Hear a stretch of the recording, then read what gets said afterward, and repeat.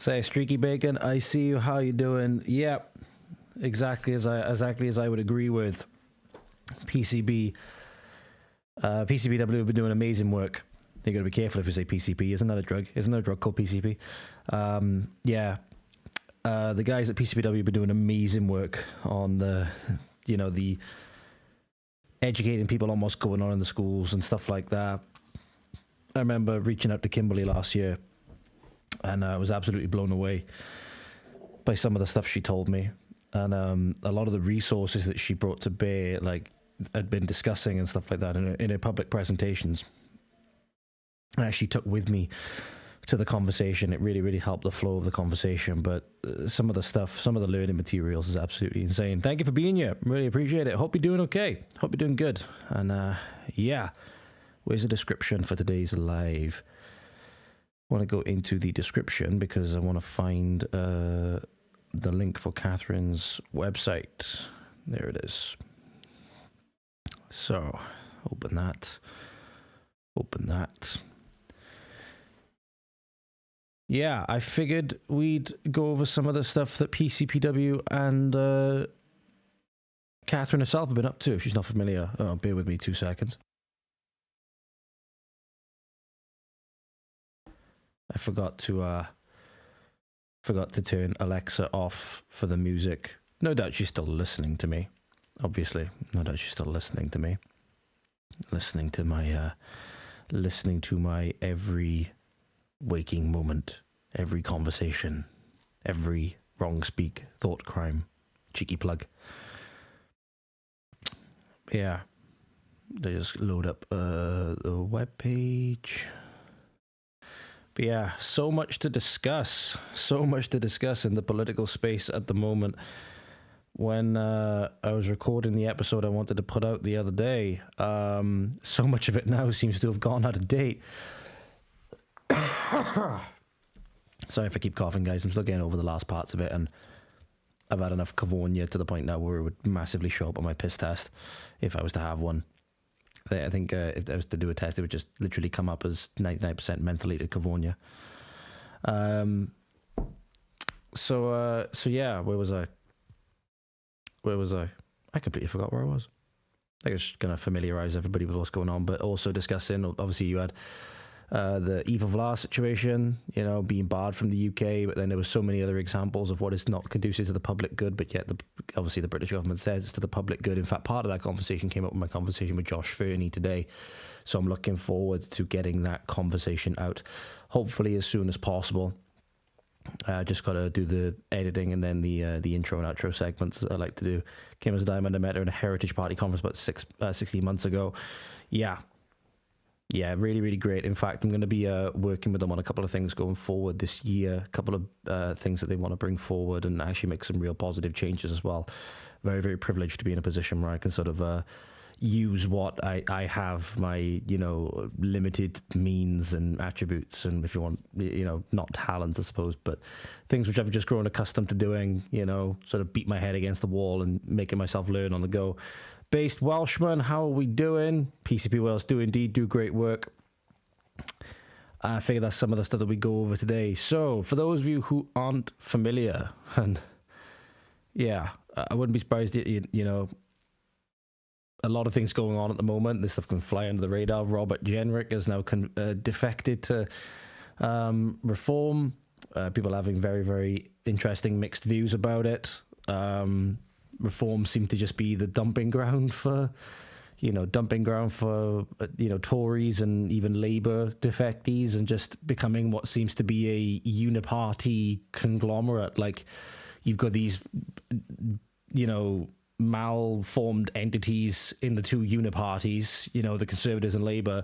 Seems like Reform are just trying to mesh them together in this like weird, you know, political Lovecraftian kind of political construction, if you will. At least that's the way I'm seeing it. At least that is the way that I'm seeing it. But we shall see what happens, I suppose. Certainly threw a spanner in the works. I thought Kemi initially. I think I put out a statement on or a quote on X saying it'd be hilarious if Kemi had taken, not hilarious, but provided it wasn't murder, if Kemi had taken a page out of Stalin's book. So I think I said, where was it? Yeah. Would honestly laugh if Kemi pulled this move out of Stalin's playbook without the murder. Because Basil put up on X, Robert Jenrick apparently wasn't going to defect. Obviously, later on he did. Top Tories are claiming Robert had no intention of defecting and are saying they want to see the evidence. Kemi needs to publish the evidence to back this up ASAP. And he asked the question, well, he or she, whoever runs the account, asked the question, has Kemi just removed a contender to her leadership? And I just thought it'd be hilarious if she basically pulled a Stalin on him, because I think that would just epitomise the whole thing with British politics. A foreigner who's the head of the Conservatives using a communist tactic to oust in-party political opposition, like Stalin did to Trotsky. Oh, I thought that would have been quite funny. I thought that would have been quite funny. Not in a bad, not in a good way, obviously, but you know what I mean. Genric Wormtongue, yeah, Tory form. Yes, Eva is a real threat to UK democracy in the Big Brother you can't have democracy, but the Big Brother is the defender of democracy kind of way. Yes, absolutely. Literally, the examples I were going to go with when talking about that was an Eritrean guy who was in Sweden, 3 separate assaults, because he goes out for walks and he just has this uncontrollable urge to hurt people. And currently he's waiting, I believe, on trial. The jury or whoever's doing the deciding is going to decide if he was fit, like mentally fit at the times he committed the crimes. Because if he actually wasn't mentally fit at the time of the crimes, then he could actually not be sent to prison, i.e. prison would be thrown out. You can't send him to prison if he just said that he was mental at the time he did these things. And I'm thinking, surely at this point, you should be having this guy in a straitjacket in a padded cell at the very least and sent back to his country of origin at the bare minimum, really. But just, you can't let him out on the streets when he's clearly, by his own admission, completely and fucking sane. And he walks down the streets and he just has impetus to want to hurt people. He nearly killed a 75-year-old woman because he kicked her in the knee while she was waiting for a bus and she fell over and split her head open. He attacked a father who was out on his bike with his kids, and then also kicked a 40-year-old woman in the stomach in full view of police. It's like, you just can't live by this stuff. Apparently, he's conducive to the public good in Europe, though. But Eva, who speaks a lot of sense, right, in terms of politics and again, is a threat to the state, right? The biggest thing is that I think we should be making a concerted effort to swap the terms state and public around in a lot of instances, because not having Eva in the country would be very, very good from a state good point of view. It would not be good from a public point of view, right? The actual public of the nation. But it would be very good from a state point of view. Similarly, having all of these people who have no business being in the country, but they want them in here because they vote units and they want to overthrow the democratic system and really cement the last part of their plan, of their treasonous plan, which is to remove all recourse the public has, which is by removing their democratic option to resolve their problems. As a result, then having people like this 28-year-old Eritrean guy, which his name is basically 4 red flags moved into one name, Ahmed Mohammed Omar Salim. That's literally his name, Ahmed Mohammed Omar Salim. And it's good to have him in the country. It's good to have all the Pakistani gang rapists in the country, because they are voters that will vote the right way until they don't vote the right way, because they vote in their own sectarian candidates. The public long suffered by then, and Kate Holler learning that lesson recently. And the things that are very, very good for the state are not good for the public, but like North Korea calls itself the People's Republic of North Korea, like China calls itself the People's Republic of China, people is a complete misnomer. People is a complete misnomer for the communist-style system that they want to bring in. So I think we should be making a concerted effort to swap public good or public institution, public this, public that, with state, to remind people that this is where it's coming from. It's not coming from the public necessarily. The public may be the ones footing the bill. The taxpayers may be the ones footing the bill. But they're not the ones getting the benefit from it. It's very often either foreigners or the government themselves. I won't be surprised to see Margaret Thatcher's corpse in a press interview with Farage. That don't make me laugh. My chest is barely holding it together as it is. Sorry.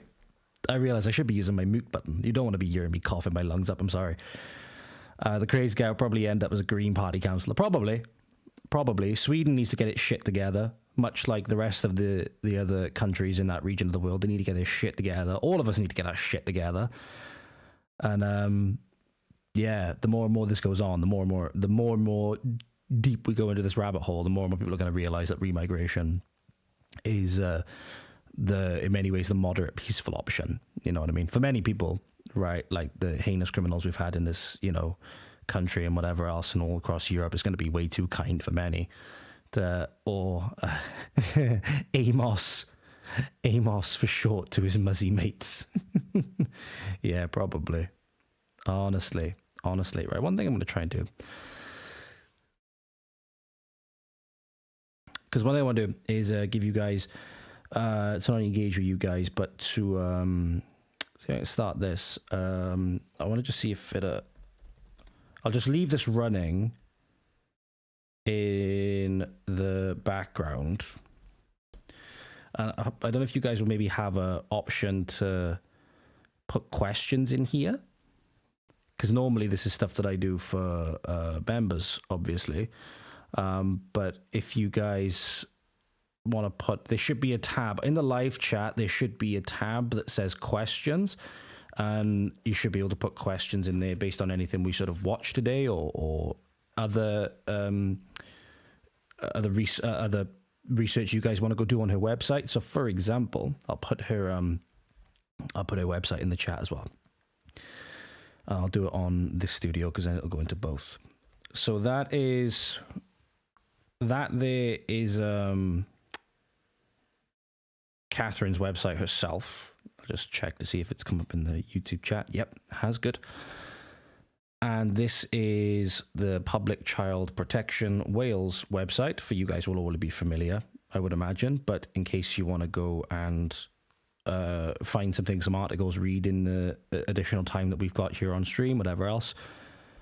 And finally, the last thing would be, if I find Public Child Protection Wales, I'll put their there we go. Just find their YouTube channel, and I will put their YouTube channel in the thing as well, in the chat as well. Sad, man. When you got 74, nearly 75,000 views as a whole as a channel, that needs to be up.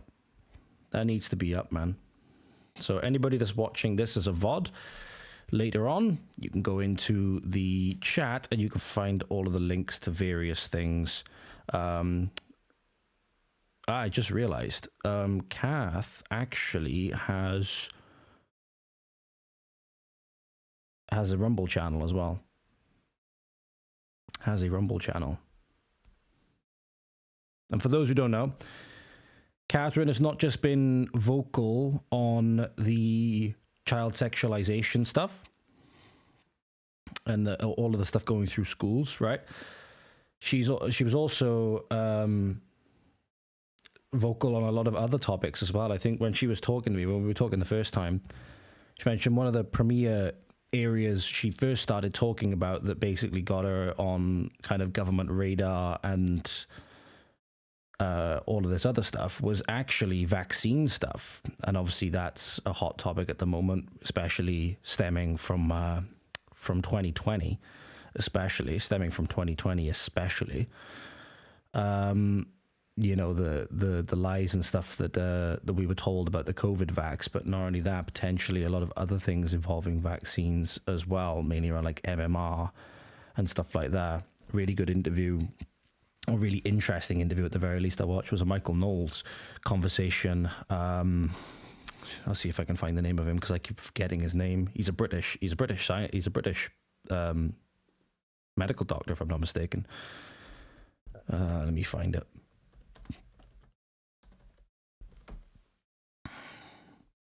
Dr. Andy Wakefield.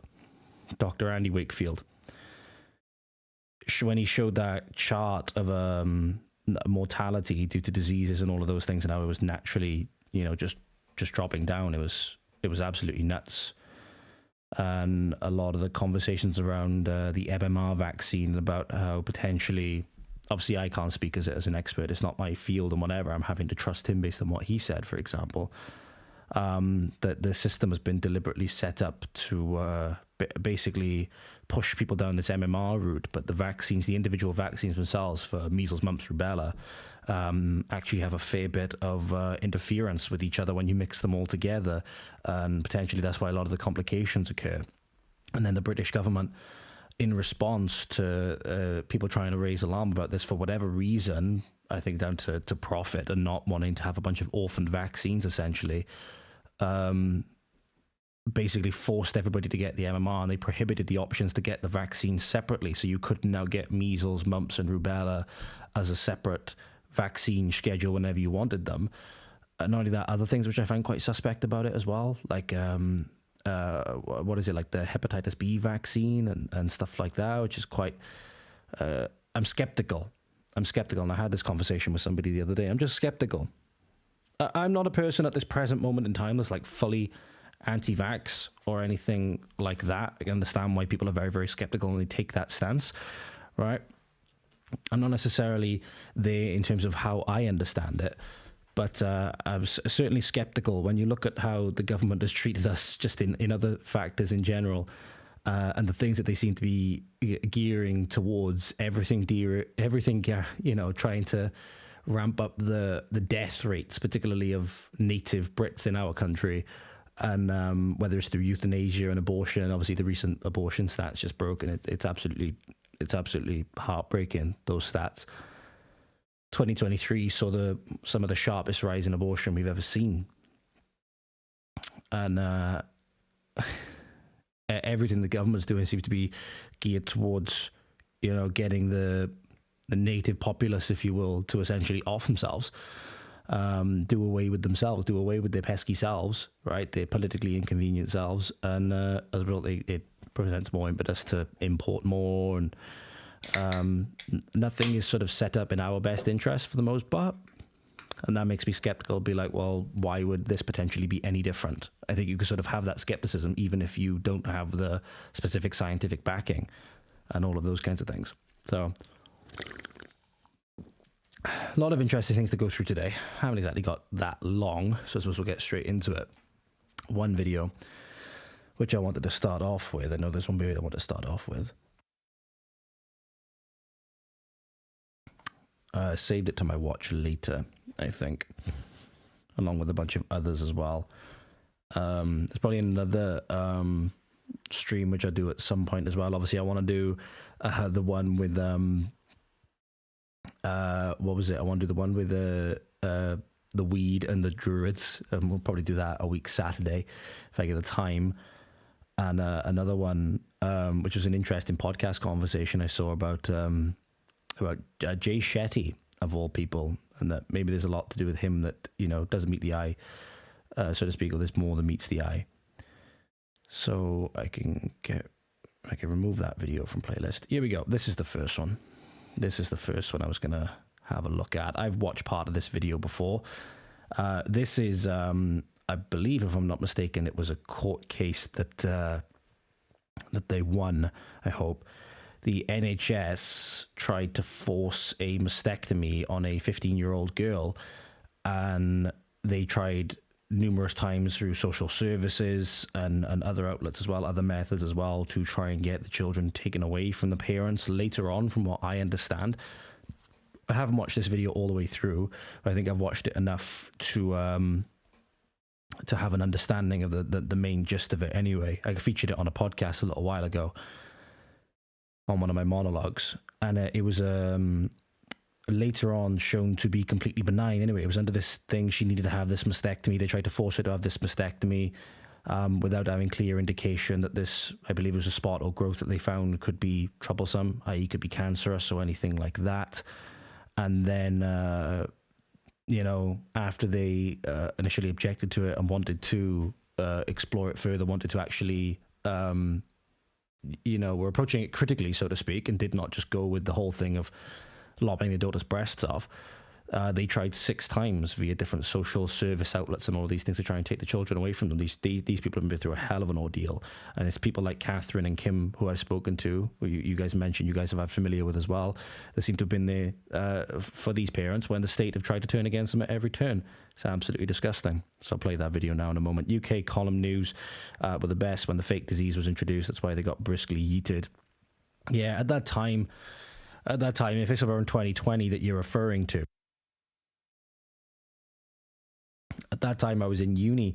I didn't know any better. You know what I mean? I didn't know any better. And even at that time, I was one of those people thinking, like, again, not realizing the wider con that was at play, not realizing how much society would pay for it later on. Was like, oh, I could get used to this. I could get used to just sitting back, feet up, and, you know, just doing a bit of furlough and this stuff. And looking back on it now, I look back on it with horror.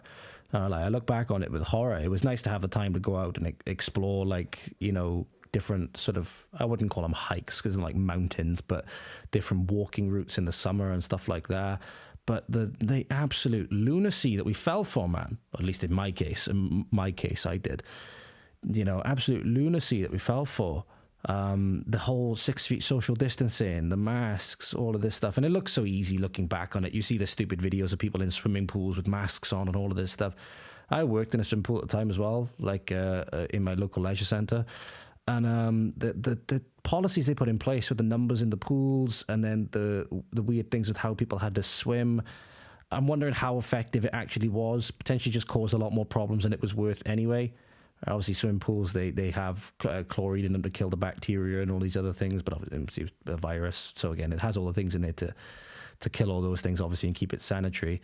But it was just so much lunacy, man. And if you so much as questioned it, you were akin to like a leper, or you were akin to, again, how they use Nazi and fascist today. You were a science denier.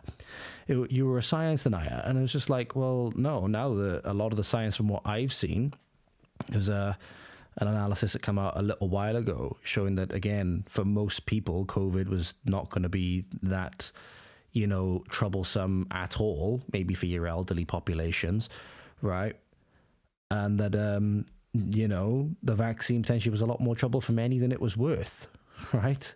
You know, they were pulling xenomorphs out of people, man, essentially with those massive white clots, right? Which, funnily enough, like in your uni bubble and all these things, you never see those videos, right? People trying to talk about it, the empty hospitals, all of this stuff. Never saw any of those videos. You're too busy clapping out on the bloody, you know, clapping out on and I was dreadfully looking back on it now that was me as well, you know, clapping out on your friggin' thing as if, you know, you're praising the glorious leader in North Korea or whatever. It's, yeah, it was a test for humanity, and many of humanity failed. There were some people that saw straight through it from the beginning, but the vast, vast, vast majority of people, myself included, not able to see through it. Looking back on it now, all right, you know the phrase hindsight is 2020. Well, fitting time for when this happened, right? Yeah, looking back on it now, it's like, oh wow, what the hell were we doing? And look where we are now, still paying for it now, right? Absolutely disgusting.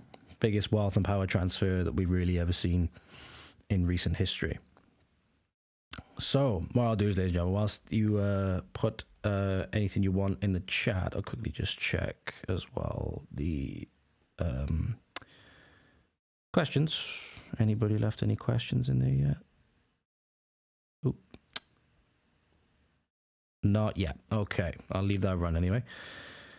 This now is case number, and the audio will likely not work initially, but it will hopefully kick in very, very soon. Case number FD24 P00566, Cardiff and Vale University Health Board versus that's the applicant, sorry, versus and Margaret Allen and the City and Council of Cardiff. Well, it doesn't say versus, it says Cardiff and Vale University Health Board and Margaret Allen and the City and Council of Cardiff. I'll let this video play, and I'll check in with you guys as I'll pop out the chat, and I'll check in with you guys as chats as we go along. This is one of the things that I know Kathryn and Kim were heavily involved in, and massively helped out this family who were going through a very, very tumultuous time, very, very uncertain time. So here we go. To another brave mum. Give Maggie a round of applause, please, guys. Now, Mag, can have a seat, love. Bottle of water there if you want it.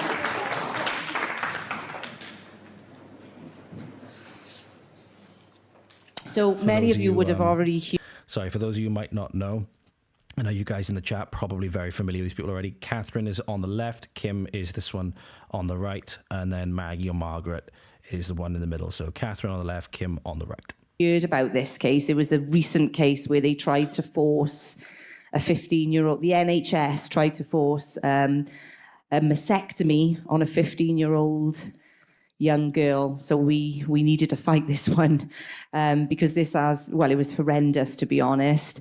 So if we just go back to the beginning. So Mag, at the beginning, obviously when your daughter came to you, she was, 14 at the time? Yeah, 14 and a couple of months. So it was about a year and a half ago, was it? Yeah. About a year and a half ago. So what happened there, Mag? For a few weeks, my daughter had problems with her breast. She didn't tell me about it because she's very personal. She likes to keep things to herself. I do speak to my children, but sometimes with problems like that. Again, with problems like that, 14 years old, not exactly something she's going to feel exactly comfortable coming out and talking with, and just goes to show the predatory nature of a lot of people as well, preying on that she wouldn't want to talk about it, praying that people don't want to make a fuss, preying on that kids just, will often go against their parents if the medical professional says one thing or another, right? Often because they feel very intimidated. Right, and you can imagine that if you are 14 years old and you find something that you know in the back of your mind is not supposed to be there, you can imagine the reaction it's going to have. It's going to be something which instantly you might either feel shame for, or you are that nervous and anxious you just don't know what to say, even if you wanted to say anything about it. And just to show that in this instance, seems that they tried to prey on that. They don't want to come to you because they want to worry. But she went to her sister, who is 21, and explained to Kira, and Kira come and told me. And I took her to the doctors as there was some issues with the breast, some bleeding and some, other things happening. And we were referred then to the Landoc Breast Centre. We got there, and after the first appointment, she was asked to do a biopsy. Now, bear in mind, she was 14 at the time. She wasn't happy to have the biopsy, but she was reassured by the consultant that it was going to be no pain. And, after it then, they could find out what it is and go from there. And then it wasn't until further on that my daughter had come to me and said that the problem that we have, she didn't feel right as she was in the right place. So things had to be questioned. So that's when then I got after we'd been to the hospital, the consultants which we were seeing, there was a lot of bullying going on. The reason why I was saying, where my daughter's a bit personal, she doesn't like to speak a lot for herself. She'd shut down, so I done the talking, and I was classed as a coercive.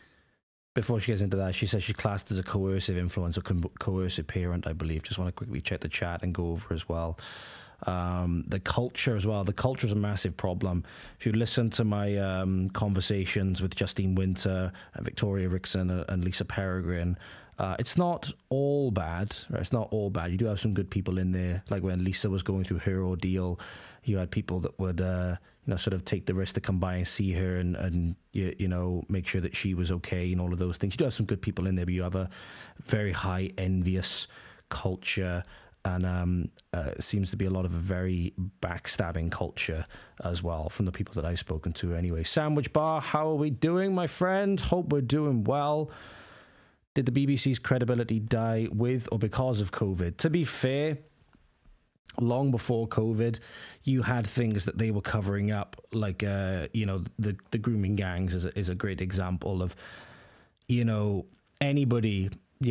Tommy Robinson's the easiest one to point to, but anybody who was trying to talk about them at the time, you had the EDL guy who, they tried to prey on his, not being able to articulate himself properly, tried to make him out as a low IQ moron and skinhead Nazi because, again, he had no hair, was literally the perfect archetype for it, and then called them, Muslimic rape gangs was the word that he used.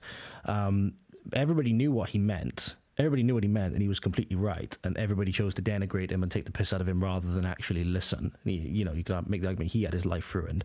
You know what I mean? Famous comedians were taking the piss out of it and using it for their material, right? Which, again, when something presents itself like that and it's in the public consciousness, right, you can't necessarily fault that. It's just the way that society was at the time.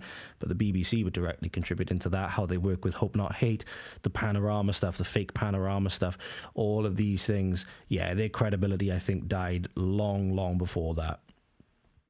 Personally, credibility died long before that. Obviously, people who knew about famous individuals who were on the books doing heinous things, again, with children, they again, seem to cover up. And it's just... I think COVID was the event that really woke a lot of people up. COVID was just the event that woke up so many people. And I'm just ashamed of myself that I did not wake up sooner. You know what I mean? It still took a long time afterwards. And it shows you the effects of the propaganda mind was that I had friends at the time who were saying, this is just going to be a cold, right? Don't overblow it. You had people panic buying toilet roll and all of this stuff, right? The whole weird situation at the time. Again, people just high on fear. And as a result, all rationality went out the window.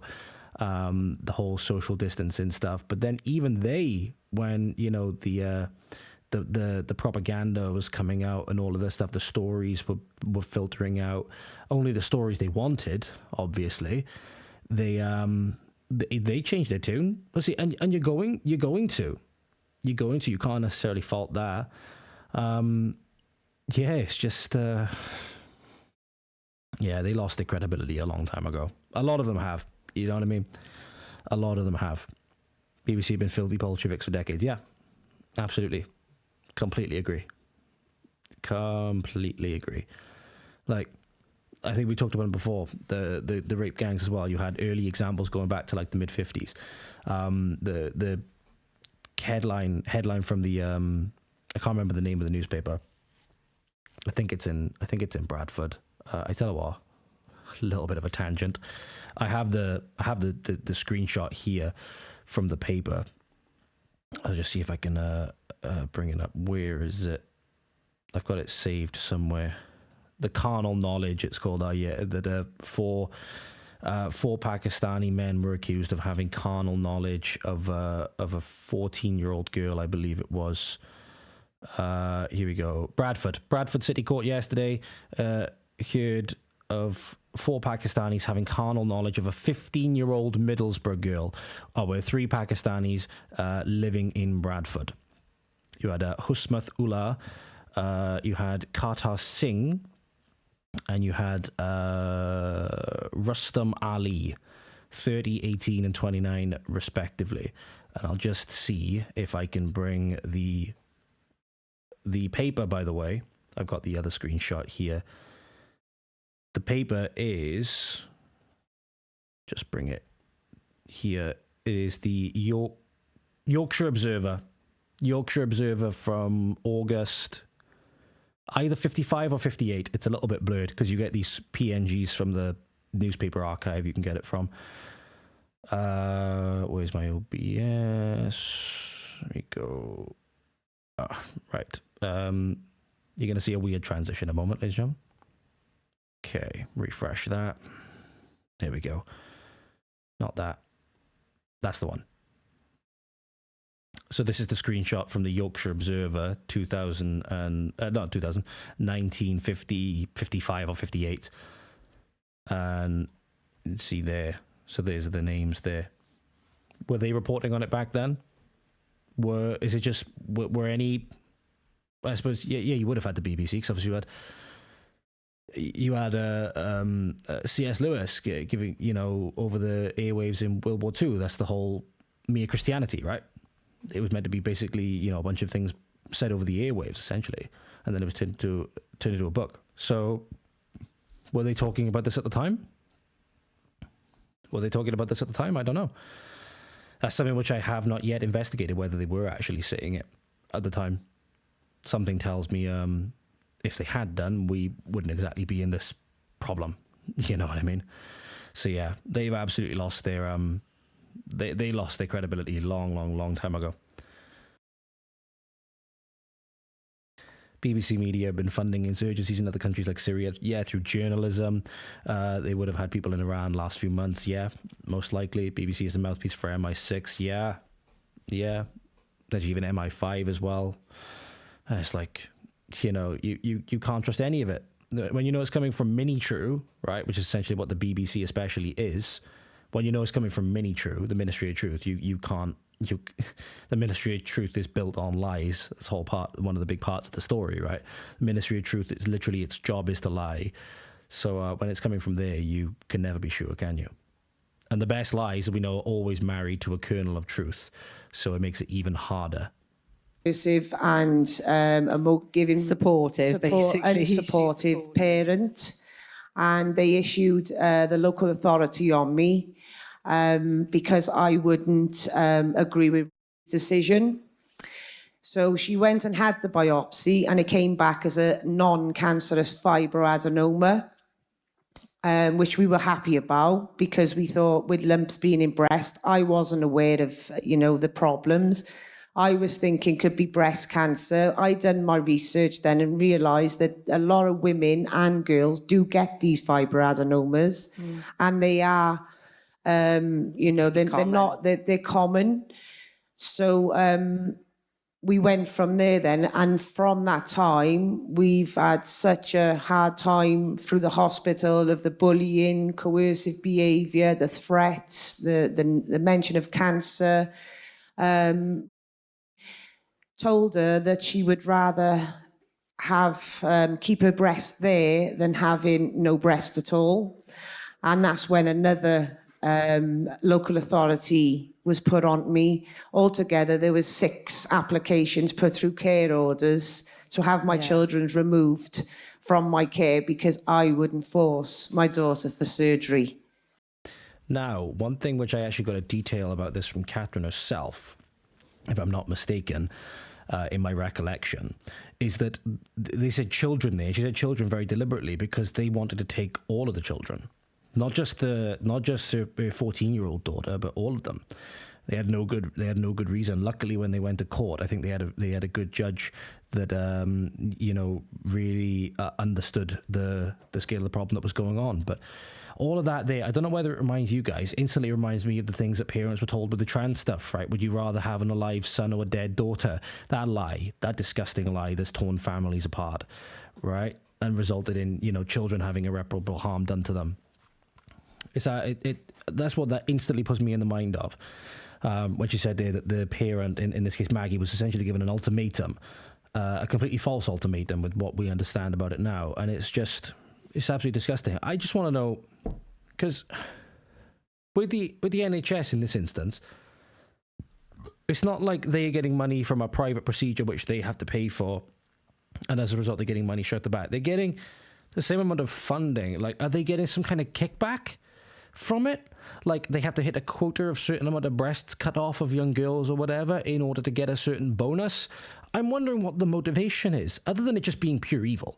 Right? Other than it just being pure evil, right, that have overtaken many state services, right, like the NHS, like the school system, that's funneling all this shit, right? Other than just being evil coming down from the highest point of the land through the government, through the globalist institutions that have the ear of the government and control our government. Other than just being evil, what is the incentive? What is the incentive, man? I'm just wondering. What the incentive. It has to be something something financial, or like, again, dare I say, like a sexual thrill or abuse of power, right? On these doctors and surgeons and consultants. What is it? Is it just they enjoy terrorizing, right? Their fellow man or woman, fellow, in this case, terrified parent, who's had to undergo 6 removal attempts from the state? Who, as we know, they don't need half the time any excuse, like literally the slightest thing, and they want to turn up to your house, take your children away. And you can see then why. And I'm really excited to be hopefully working with them going forward this year, is that the importance of people like Kath, the importance of people like Kimberly, the importance of institutions, organisations like Public Child Protection Wales, and any other body as well that does it for their countries as well. You have certain groups operating in Northern Ireland. Kath has actually, some of the videos we're watching in a little bit, been out to the States. She went out to, I think due to flight delays and trouble that she had getting out there, she ended up missing a session she was meant to have at Congress, right? I think it was a speech or an address she was meant to give at Congress. I can't remember if she then give it at the House of Representatives or whatever they have in the thing, right, in the States. But she done a couple of interviews with other heads of groups that she met up with when she was out there as well. So it's good. A lot of these bodies, whether they're in like Northern Ireland and Ireland, whether they're in, obviously, Enoch Burke, the biggest example in Ireland at the moment. Enoch Burke is suffering because of his opposition to transgender in schools, right? And you have then organizations out in America, organizations out in New Zealand, organizations out in Australia that are combating this. All of them extremely, extremely important. A big pharma will be hopeful of selling drugs to messed up teenagers. Yeah, that's one part. That's one part. Obviously, then I would imagine that it's, you know, they could be getting, it could be something to do with our government. Then some sort of kickback they're getting from our government or whatever. So obviously with the national insurance and things that you pay, obviously these things are free at point of service anyway. Obviously you pay for them over the course of your life. So they're free at point of service. So again, that's why I'm getting a bit confused. It's not like there's a transaction immediately that takes place and that provides that immediate financial incentive. It's like what's going on behind the scenes that we can't see. And that's where, again, the biggest thing is, like you're saying there, you're having to say things like no doubt, or we're having to hypothesize, we're having to guess at what's going on. This is the thing when it seems that you have these state-run systems. If they work well, they're great, right? If they work well, they're great. But when they don't, it makes it so difficult to get to the bottom of things. You know what I mean? It was so difficult for Corinne Cope to get to the bottom of what happened with her son Dylan, a tragic thing that happened with a 9-year-old boy losing his life to complications of septic shock. And it was just like a perfect storm of everything that he fell through all these holes, fell through the net just so many times. But again, people trying to get justice or find out what happened, there's so many ways that they can obfuscate and get away from these things. It's just, again, talking about not only the things that are going on, but how do we actually change it? How do we hold people accountable? And ultimately as well, who's accountable? Who's accountable? That's the biggest thing as well. Not just the surgeons and the doctors and whatever else, but where's training coming from? Where's all this coming from? And going to try and take it up from the roots, right? That's the biggest thing. We need to go as deep as we can to take it up right from the roots. And then you end up wrestling with concepts that go back to like the 50s and the 40s and Alfred Kinsey and John Munn as well, and how they perforated academia today, and how academia worships quite literal, you know, pedophile sexologists. It's absolutely disgusting. Yeah, to a lump that wasn't. Oh, shit. Bear with me 2 seconds, ladies and gentlemen. My headset's doing that thing.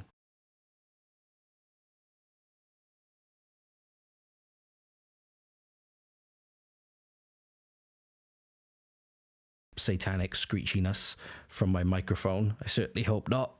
Oh god, cough's coming on again. Ah, god damn it. Yeah, sorry guys, the video was coming through my headphones, just saying that something went wrong with the interface. Hope everything's okay. Hope you can still hear me okay. I'm just going to quickly pop over to the screen a minute.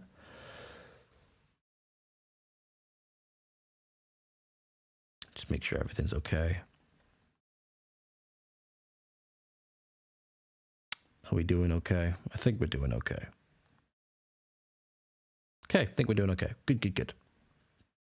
Good stuff. Good stuff. Oh God, there we are. Right, okay.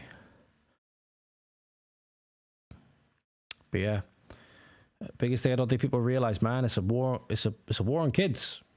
It's a war on kids, and they're trying to do everything possible to give parents absolutely no recourse for parents to defend their children. You know, it's a really, really scary time for parents at the moment, right?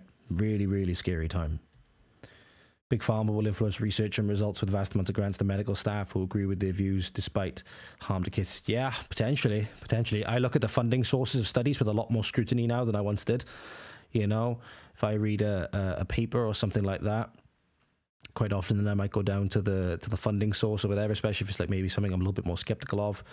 You know, I'll go down to the funding source and maybe be like, oh, okay, well, there could be instances where maybe they fund it, but they actually don't. You know, they actually don't have the, influence on the results. How can you know? How can you know? The most poisonous lumps that need removing are sat in the Senedd. Yes, absolutely. 100% agree with that. 100% agree with that. It was benign. It was cancerous, benign. It was non-cancerous. non-cancerous. And one of the surgeons actually did scare your daughter a little bit, didn't she, by suggesting it's cancer. They were talking the mastectomy. Now, telling a 15-year-old girl that, you know, she's going to lose her breast is torturous anyway, you know. But, this is when we decided to go to another consultant then, Mag, wasn't it? Yeah, what has happened A different then? consultant. What has happened? Fear as a manipulation tool, again, especially effective with children, and especially effective with parents whose only goal is to protect those children. And that's where obviously that fear comes from, is not being able to protect those children. Sad thing is, I don't think many of them realized who they would need to actually protect them from. It's a really, really sad thing. And my daughter decided she didn't want to go back to Landoc. After a few weeks of me having to cancel appointments. Inquisitor, my friend, good to see you. No worries at all. No worries at all, my friend. You know, those things that we have to attend to. Hope it went okay. And yeah, just good to have you here. Good to have you here. And hope all is well. Every appointment that I cancelled because she didn't want to go, I had to rearrange another appointment only to keep them off our back, but just keep taking those appointments so it still feels like we're going. But I had an issue with my daughter of not wanting to go from being scared from the first consultant. So when we'd had the chat, I'd said to my girl, let's go and see somebody else. Let's get a second opinion. So we decided to go through Landoc again, and we were given another consultant, which I thought would have been a bit more caring. And with her being 15 then at the time, she would have given her a bit more support and helped her feel a bit more ease at it, because it's been there for a while.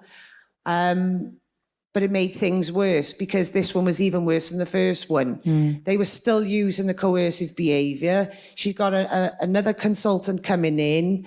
It went from a fibroadenoma non-cancerous to cancer to mastectomy bras.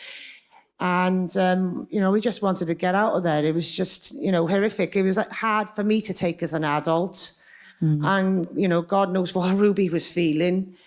We just went through, it was just such a hard time. And at the same time, obviously, you had the local authority with trying with the interim, and not only to take my daughter, which both had of them. the issue, they wanted to take my younger daughter, which is the 12. younger sister. They were taken out of school by local authority and bullied and questioned about my family, of how we live and who their father is. And, we need to know this information, and practically harassing my children as well. It's fucking disgusting, man. I didn't even know that. I can't remember that coming up in my conversation with Kath, and this is actually the furthest I've been into this video now. It's absolutely disgusting. Imagine like a representative of the state, it would seem, going into your school and then taking your children out either to a private room in the school or seeming to take them out of school or whatever, and then interrogating them about their home. Imagine how terrifying that's going to be for them. Right? And obviously, again, it's to induce that fear. And they know exactly why they're doing it. The state know exactly why they're doing it. It's to show nobody is safe. Nobody is safe, not the parents, not the children, and ultimately they need to be held to account. That is absolutely disgusting. And there's going to be people in the chat, as we know, that have children, right? Joe, you just showed up in the chat. Good to see you, my man. Always a pleasure. Joe yourself, obviously, you've got kids. Many of you in the chat, I don't have them at the moment, but people in the chat who have kids, be like, you can easily, I would imagine, put yourself in the shoes this parent and instantly imagine how that makes you feel, how that would impact you, and how much anger that make you feel. This tied in with it, Quisitor is tied in with it. This is the example of some of the work that Public Child Protection Wales have done. This is a parent who was told that their child had to have a mastectomy. She was 15 years old, at the time. And the state tried multiple times to take the kids off her because the parents, were being skeptical. Maggie and the sister being skeptical about it. And the state trying to force the kid to go through with this mastectomy for a growth on her breast that later was shown to be I can't remember the exact term she used. It was earlier on in the conversation. A benign adenoma of some kind that is actually extremely common. And I just don't get why. It seems though they're trying to again go through with this procedure to put them on this like medical cycle for life and turn them into a lifelong customer, you know what I mean, from the age of 15 on the smallest thing, and just really going into like how Public Child Protection Wales in this instance have helped Maggie and her family protect them from the massive state overreach. That's one of the things that they've done. They've also been obviously instrumental with the trans stuff in the schools and the exploring the roots of it as well. Kathryn seems to be very knowledgeable on Kinsey and the older figures in this movement that's taken over and has spawned things like the trans agenda and stuff like that. Some of the things I'll be asking her about tomorrow, in addition to a couple of other things and other related topics as well. But yeah, it's just this is just one example of the work that Kathryn and Public Child Protection Wales have been doing to give people an example of who I'm going to be sitting down with and talking for the podcast with tomorrow. I put my kids on the at-risk register years ago because I attended demonstrations against immigration. I won in the end, but it was a nightmare. Yeah, I can imagine they terrorize you however they can, and it's just absolutely disgusting, whether it's for immigration, whether it's for protesting any other kind of thing, the trans agenda, whether it's any government initiative, doesn't matter how big, how small, tax rates, whatever else it might be. They'll try and spin your whole family against you and trying to sow discord in your family. That's one of the things we talked about, Joe, how the police as well would try and deliberately sow that kind of discord within your family by putting stress on, your partner and your children, etc. It's disgusting. It's absolutely disgusting. Yeah, mastectomy for everyone so it can be normalized. Yeah, about the kind of things that they want to normalize and how that's going to impact the population as well.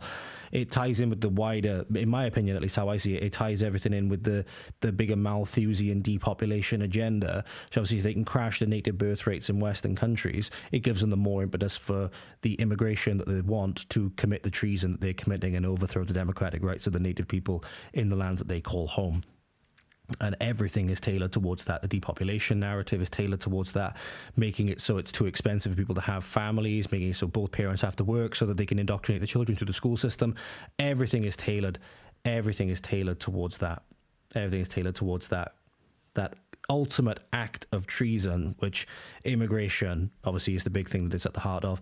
He goes to hang about with the Swansea grifters and had a big fallout with them. Yeah. I actually spoke about that with Kim because they could have hurtly seemed to falsely label her as a bunch of things that she wasn't. And when I spoke to her afterwards, she said that she didn't have the greatest opinion of them, should we say. Yeah, that's streaky. That's streaky, Joe. I'm assuming you guys didn't know each other, but yeah, Kimberly said, I can't remember the exact reason why. It was to do with one of the political events that they were going at, and I think the guys, Voice of Wales are the guys we're talking about. If you didn't know, the grifters, right, that are being mentioned here. Is they come down and thinking their reporting of it labeled them as, I can't remember what they labeled them as, right? I think it might have called them like anti-LGBT march or something like that, but that wasn't really what they were about. And yeah, she didn't appreciate that. She didn't appreciate that at all. I remember her telling me about that when we sat down. I can't remember exactly the specific words that were used, but yeah, it was a case of misrepresentation, right? And yeah, fair to say, Kimberly wasn't happy about it, but I don't think they were particularly apologetic about it, should we say, or wanting to sort of rectify the situation, at least from what I can remember. But they didn't go to school all through December for it because they were petrified of being taken from my property or removed from school. So I kept them home. I had the education on my board then because their attendance dropped. That wasn't my problem. That was because local authority poked their noses in and made my children scared. Yeah. You know, she was already petrified of going to school because it happened in school when that issue started. The T-shirt was covered in blood. It was a shock. She hasn't been doing well in school for the last, I'd say, year. Her education has gone down. You know, it's just been a nightmare for us all. We've just, as a family, we've suffered from being bullied into something, pushing pressure on me to force my daughter into something that's her body and it's her choice. And we had to, you know, go into, because obviously I came in with you to the, we ended up in the Royal Courts of Justice. Yeah. So, Kath's jumping then into the court. So, what has happened from when Maggie was experiencing the bullying and the threats from local authority? They actually almost did get Maggie to agree to a biopsy, and that biopsy was booked for the Wednesday. I happened to get my hands on the court. Sorry, guys, just want to pause it a minute. I've just seen in the chat, Streaky, you mentioned that. I'm not going to ask any specifics or anything like that, but just seen there, you said you had an all clear on a scan. Just really happy for you. Really happy to see that you had all clear on the scan, whatever it was. And I hope you're doing well, mate. I really, really hope that you're doing well. So, yeah, just really hope that everything's okay. You mentioned in the chat now you had 6 weeks of being scared, have a minor procedure done soon. Just hope that everything's okay, mate. Just really, really hope that everything's okay, and hope you're feeling good. Whatever it is you got going on, man. Hope you're feeling good. Papers in the meantime, and obviously, if things are not good, when they don't say, obviously, if things are not good, I stress that I hope that they massively improve as soon as possible. Obviously, that goes without saying, but yeah, just wishing the best for you, man. I was looking at the court papers. I couldn't believe what it actually said. Now, I am used to reading documents like this, but it's not my experience in that got me to see what this was about. It was my experience signing for operations for my own child. You know that when your child goes under the knife, you don't just sign for operation, you sign just in case something happens or for the next stage or whatever. So when I was reading this, I was absolutely amazed. Number one, it's in the best interest of the child to have a biopsy on the lump on her breast. Now, this is what social services were saying to Maggie. If you agree to this lump, to this biopsy, everything's going to be fine. Little did they admit that these paperwork had already gone into court for a mastectomy. So number two, is in the best interest of the child to attend an outpatient. What I will do is I'll just pause it 2 seconds. I'll bring this up on full screen so it's a little bit easier to see. An appointment for examination for the purpose of obtaining a second opinion regarding the surgery required. Maggie was actually on her way to a private clinic in London and they tried to stop it. So that was Maggie's independent second opinion. They were going crazy because Maggie would not give them the information of this new surgeon. They then filed a care order against Maggie. So she had the inherent jurisdiction over her daughter's breast against her, and then she had the interim care order where they wanted her two children to go into care on the 17th of December. That's disgusting, man. Just everything that they can to use all of their strong arm against you. You know what I mean? To get at the ultimate target, which is obviously your children. Right, just like the party does in 1984, but just a much more complete version of it in 1984. The example of the spies and the things like the Junior Anti-Sex League and stuff like that. But yeah, just absolutely disgusting. Absolutely disgusting how, in order to get people you know, they're essentially doing the whole thing where they're trying to hold your children hostage so that you will do exactly what they want you to do, which in this instance would be something that would be irreparably harming this child. Oh, we'll take your child away. We'll use every force arm of the state and take your child away if you don't comply and let us do this heinous procedure to your child. It's disgusting. Absolutely disgusting. Yeah, thanks, mate. Just said 2 days ago, last scam was clear of anything sinister. Never been ill, hardly in my life. No, good, man. Good stuff. Good stuff. Really happy to hear that. Yeah. It's terrifying. It's terrifying. I've only been one instance where I've had a massive bout of illness in my life that was really, really worrying. You know what I mean? It's really, really good that with the scan and whatever other, you know, things you've been able to do, you know, that you've been able to hopefully get on top of it early, and it's obviously nothing sinister. Obviously, that's really, really good to hear, man. Really, really good to hear that, and obviously wishing nothing but the best for you. Now, if you look here further down, then it says, it is in the best interest of the child to have a lumpectomy regarding the lump on her breast, or it's in the best interest of the child to have a mastectomy as clinically appropriate. So they were saying biopsy to Maggie, and like I said, she almost went ahead with it. And if you look there, when they fill in the court application, they ask about family mediation. They just said there, it's gone past mediation, well, because the mother's the problem, basically. So that's where we were at. They had the local authority, the social services, actually misled them, told them it was only a biopsy. But luckily, Maggie, like Chelsea, had that on record. So that particular social worker has failed to provide us with a GMC and NMC number for the medical advice that she was giving Maggie. Now we're going after her. And that's where Kimberly really shines, to be fair, because I would have really no idea about all of these court documents and stuff like that, with the trials and tribulations that Kim in particular seems to have been through with the court stuff, and how many battles she's had with all these authorities. Like, she's just speaking this like court language now, all of the abbreviations, all of this stuff, as if it's just like her native tongue, right? And it is really, really impressive. Like, I sat in one of the meetings with her one time with some of the things we're going to be discussing in the future. And during the way that they're talking about things, during the way that she is talking about these things, and how well read she is into it, and how well experienced she's into it, this is where she really shines, in fairness. And sorry, that came across in our conversation, I think, as well.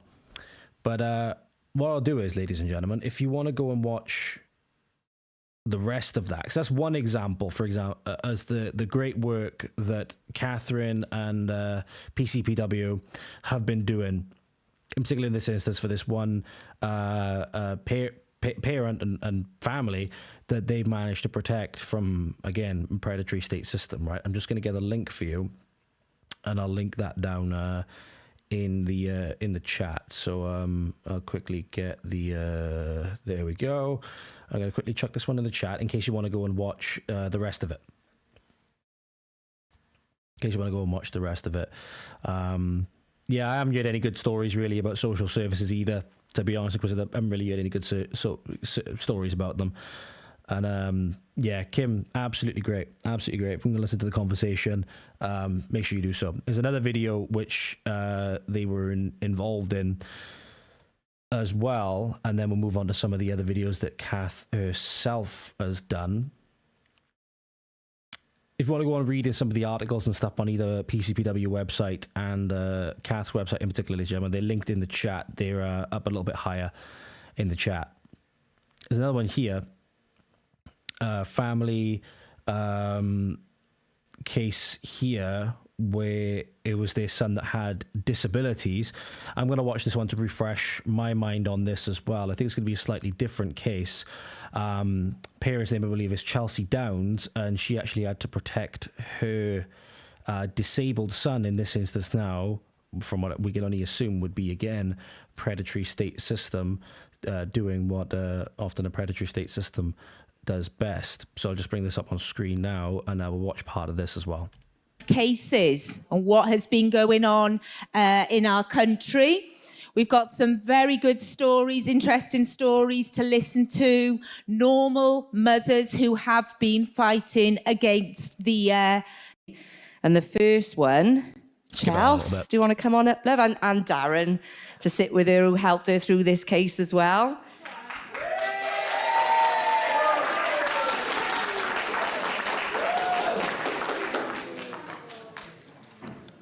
And I know Chelsea's a bit nervous, but you'll be absolutely fine, love. Come and have a seat. Give him a round of applause, everybody. Thanks. I say, obviously, God bless his parents as well. You know what I mean? It's Chelsea and Darren in this instance, whether it was Margaret. In our last example, it takes a lot of courage to go up and do this. You know, again, they're reaffirming the target on their back by going in a public forum like this and telling their story. You know what I mean? And laying out these events and helping people understand, you know, what actually is going on, right? And that not everything is on the up and up and there's really sinister things going on. They're reaffirming the target on their back every single time. Every single time, really, this video is played, right? The target is going to be reaffirmed on their back, which, again, you think about it now, I'm watching these now. It's like I'm not meaning to reaffirm the target on their back, obviously, but it's like, these are real stories, real people, real families, people who've been affected. In this instance, in particular, it seems by the Welsh government, although I understand not everything is devolved. So, maybe, you know, you have British government involvement, maybe you have Welsh government involvement specifically in other things. But yeah, you know, it really goes to show as well, like examples like this can often really show why Wales's NHS seems to be, you know, the worst performing in all of the countries of the UK. Look at things like this and, you know, it's like, well, maybe it makes just a little bit more sense. You know what I mean? Thank you for coming up. Obviously, Darren is sat with Chelsea because Chelsea has gone through, I would say, that was it the last 2 years, Chelsea? 2 years. Was a year ago, and we started a year. Yeah. So 2 years this case has been going on. And Chelsea's son at the time would have been 5. He's now 7. So Paul mentioned earlier about the court case that we had to go through. And within that court case, there were sections where you could disapply in certain circumstances if there's a special needs child, or the head teacher can disapply at their discretion. So I'm just going to so basically, if you just start from the beginning, obviously, Chelsea, you found out about the RSE and you were concerned for your son being special needs, and obviously the content, you'd seen it and, you know, you were worried. So there's a lot that went on in this case, I got to be honest, in terms of massive corruption, I would say, really, all the way through. So they're just going to talk about, we're not going to go through all that. Don't worry, we're not going to go through all that. But it is just... That reminds me, that binder which she had there, that reminds me of my conversation with Justine Winter. Justine Winter, in all of her battles with the court system and all of her battles with the NMC and all of the other bodies, etc., has got binders literally like that, multiple of them just like stacked up on shelves. It's absolutely ridiculous, the things that the state puts you through. I think in part of that interview, I actually flashed up on screen like the binders and boxes and folders that she had. It's absolutely ridiculous. And everything is done to grind you down and make to ruin your resilience, if you will. Purposely seeming to send false addresses. People often pretending or seemingly pretending not to know about what's going on, feigning confusion, all of this stuff. A lot of it is just designed to wear you down and weaken you, and you being cognizant of that, I think, is a good way to sort of fortify yourself against it as well. Understand that a lot of the stuff that you're being put through and being forced through, it is just designed to test you, basically. It's just designed to wear you down and find where your breaking point is. That always, or a lot of the time, just means you got to keep pushing that a little bit further. You know, obviously that's easier said than done, obviously, but a lot of times you just got to just keep pushing, you know, always a little further. Just as a point of reference to show you what we actually had to do.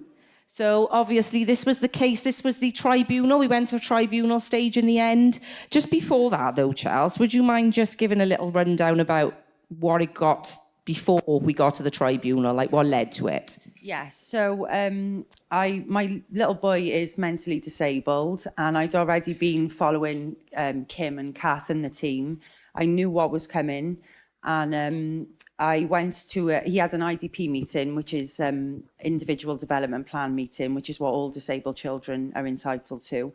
And I asked him if he could be removed from some of the bits of the sex education that were inappropriate for him. At the time, they said yes. And then 2 weeks later, they acted as if that whole meeting hadn't even happened. And Can I just ask, maybe you guys who are parents can maybe, you know, educate me on this, maybe. The kid at this point, when all of this was going on, was 5. And at the time this conversation was recorded. By the way, this conversation was recorded 6 months ago. The kid at the time of this conversation happening was 7. What sex education is appropriate for a child aged 5 to 7 years old?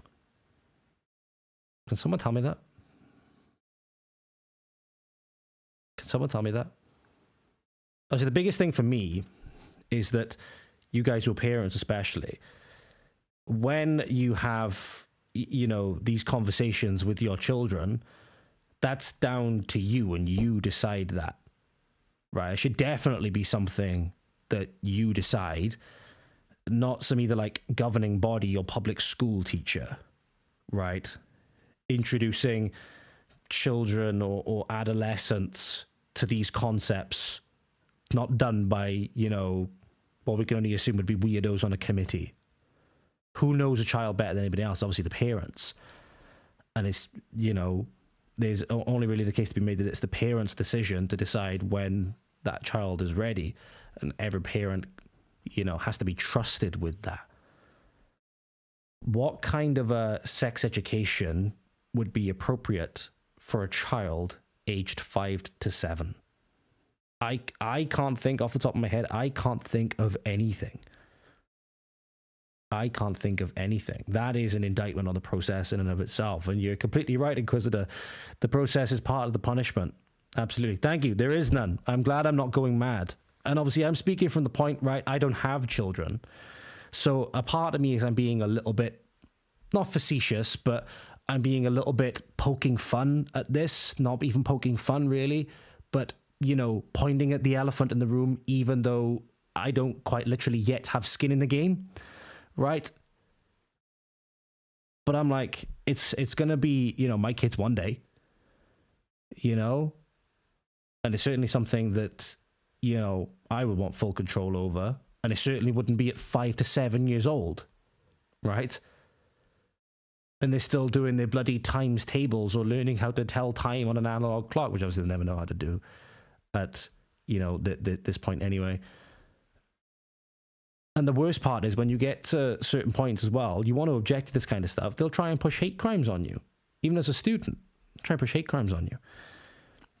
Kid doing about same-sex relationships at like 6 or 7 from school, not me. Yeah, exactly. I would imagine you never had a permission slip about that, Inquisitor, or an information packet about that saying, oh yeah, we're going to be talking in RSE or whatever it is, whatever lesson today. Yeah, we're going to be talking about same-sex relationships and all of that kind of stuff to your 6 or your 7-year-old. I would imagine you didn't exactly get an information packet or anything about that. Or certainly if then you tried to, you know, object to it or anything like that, or maybe say that this isn't appropriate for my child, you know, this isn't appropriate for a child aged 6 to 7 or 5, right? Because you're saying he knew at like 6 to 7, so could potentially even known before that, right? It's like, you know, it's... Because again, this is the whole thing. When they say sexual from birth and there's no such thing as childhood innocence, they mean it. And this is where it gets you. You need a man and a woman to make a baby, but some kids have 2 mums. Well, yes, they can't make their own baby. They have to adopt someone else's. It's like, why does a kid of 6 to 7 need to know that? You know, but I suppose then that's not to play devil's advocate. But again, sort of like the social liberalization of society. A kid can look at another kid walking down the street with say 2 female figures, And then if you happen to know that person and you know the things that they've been through to make that child, whether it's IVF or whether it's adoption or whatever, kids are obviously just naturally inquisitive. They don't know anything about that. And then they're going to broach these questions. It was actually a funny segment. I don't know if you've seen it, what happened with Snoop Dogg, I believe, on Charlemagne the God's podcast, or Charlemagne the God, whatever his bloody name is. I think it's called The Breakfast Club. And he said he went to watch a movie with his grandson, and one of the characters in the movie had a baby with a woman, and his grandson asked him about it, and he was like, "Oh shit, I didn't ask for this. I just wanted to come see the movie." You know, even though you have the liberal types realizing what this, you know, foisting on society, if you will, has created. But that's not the kid's fault. You know what I mean? It's now the way things have been set up is a kid's just gonna ask that question because it's something that either confuses them or they're just genuinely curious. And all of a sudden then you've been thrust in this weird position. Not only that, the school has decided, no, your kid needs to learn this. And if you decide that they don't need to learn this yet, even if they ever did need to learn it and whatever, that, oh no, you don't have the right to tell your child that, or you don't have the right to tell us and have, you know, control, right, to have your parental ownership of your child, if you will, to be able to protect them from that kind of stuff, or to be able to put your foot down as to what's suitable for your child and what's not. They seem in this instance have more right and access to your child than you do. It's so scary. That's terrifying. It's terrifying when you put it like that, because then you think, oh, it starts as, oh, well, they can't actually make their own baby and they need to adopt someone else's. But then where does that lead? And I know that's slippery slope, right? But with how much we've seen, right, the slippery slope in this instance is not so much as a fallacy, it's in something that we've just observed over time. Something that we've observed over time. But yeah, I'm glad that I'm not going insane there, and that, you know, at least in terms of this, is that the whole thing with sexual education for a 5 to 7 year old is nope, it should be nothing. Told me that I wasn't allowed to remove him from any of the RSE lessons, and it was mandatory, and there was nothing they could do about it. It was just... Have we got a slide for that, Dar? Have you got a slide for... I can pull that up though anyway. Okay. It's no problem. Yeah. So that was when I went to Kim, then, who introduced me to... God's sake, Dar, let the side down. Let the side down, Dar. Get that slide, come on. Darren. And then we played letter tennis, didn't we, Dar, for a long, long time. And I was just getting complete refusal to remove him from any of the content at all. Well, they were basically making you out to be a bit of a crazy parent, you know? Protective, you know, none of the things were going to be taught that I was saying that I wanted him taken out of. They were saying that they had no legal grounds to take him out. They acted as if the legislation didn't exist that we had given. Off the mic, Dar. So the Curriculum and Assessment Wales Act 2021, we've got a recording where they're actually saying, well, maybe that legislation doesn't actually apply in Wales, even though it's the Curriculum and Assessment Wales Act. But we built, and like I say, you know, that was the case that we put in.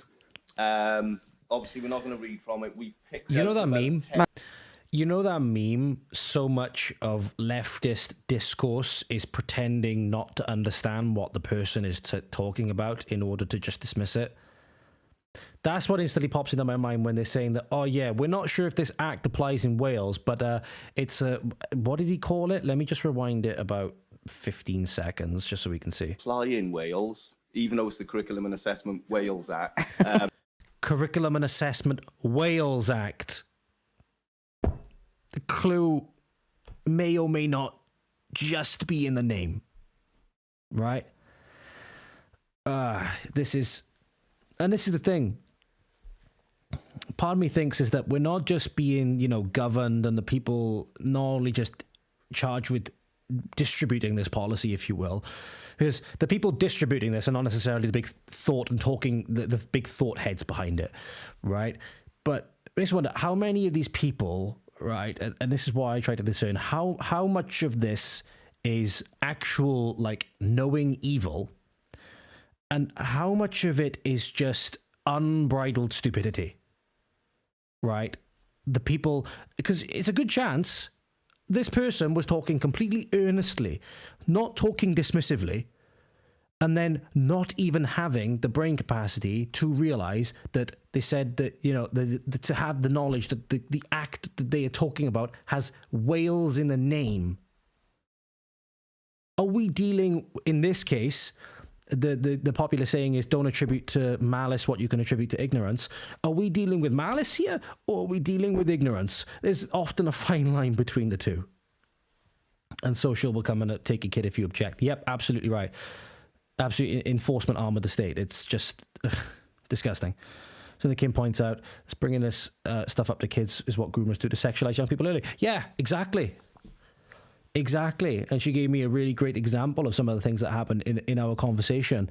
You know, a teacher, apparently somewhere, I believe, in Wales, I don't know whether she gave me an alias name. She might have given me an alias name. It was Mrs. Thing, and it might have been an alias name. I won't repeat it, but it's repeated in the conversation.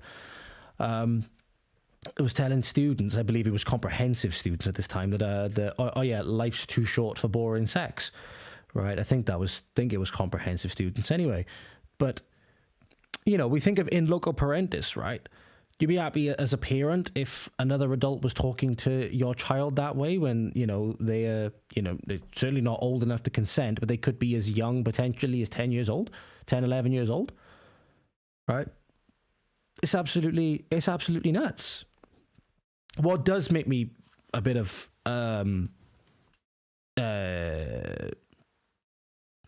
what's the word I'm looking for?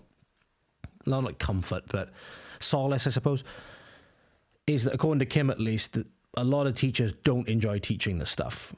So it seems that a lot of them, again, being caught between a rock and a hard place. If they say anything, they lose a job, and then obviously that impacts their livelihood. And again, you can have a little bit of empathy with that, even though ultimately it obviously comes down to people's personal decisions that they make. And if you choose to go through with this stuff, well, that's still a decision that you had to make, unfortunately. It's, you know, that even a lot of teachers, you have the really like zealous, bought-in people, and potentially very likely people that should not be in a teaching job with children, right? But then you do have a lot of them that actually don't want to teach this stuff and maybe just feel as though they don't have that voice to speak out. Again, another reason why Kim and the rest are so important. But we built, and like I say, you know, that was the case that we put in. Obviously, we're not going to read from it. We've picked out about 10. Microphone. We've picked out about 10 slides just to keep it brief. And going back to what Paul said, where people need to be brave, I just want to put in that Chelsea is one of the bravest people. Yes, she absolutely is. Some of the slides will demonstrate sort of how everybody is now against her. But again, advice from Paul. The people who stand up to them are the ones who won't get punished at the end of the day. Authority. I just wanted to fast forward it a little bit just so we can get the actual documents on screen in this, so we can see a little bit more what this is about. So I'll bring this up on full screen. For you. So it's not exactly the best quality, but what I can read here is in this instance regarding seemingly Nicholas Downs. I'm assuming that, again, Nicholas, I can only assume in this instance being the child's name, DOB being 23rd of the 1st, 2018. Oh, it won't be too long, and it'll be his birthday. About a week, literally a week today. Happy birthday for a week today. Nicholas, can't imagine you'll ever be seeing this. Happy birthday for a week today. Following your request, a local authority to reconsider redacted IDP, the local authority has considered the information provided. The decision was made that blank should be supported by Palmerston Resource Base. Further, the email exchange in which we advised that we were taking legal action in relation to your concerns regarding the RSC curriculum. Firstly, the local authority has been advised that the IDP, which was issued as a draft on the 29th of June 2023, should have been issued as a revised IDP in accordance with paragraph so on of the ALN code for Wales. The local authority now encloses a revised individual development plan. The revised IDP provides you with an opportunity for mediation, disagreement resolution, and access, to the tribunal. Just want to bring this back up on screen, bring myself back up on screen as I just read more of it to find some of the other paragraphs. It also says the legal advice received in relation to the RSE curriculum confirms that the Education Tribunal for Wales does not have jurisdiction in relation to this curriculum. It only has jurisdiction in relation to the additional learning provision to be provided during RSE lessons. The RSE curriculum delivered to blank will be relevant to his cognitive profile. Following legal advice, we have amended the following statement in the IDP form. I don't understand how. I do not understand how this is relevant to a child's, cognitive profile. But what do I know? What do I know? I'm just a measly little so-and-so from the valleys. What do I know, right? Not one of these,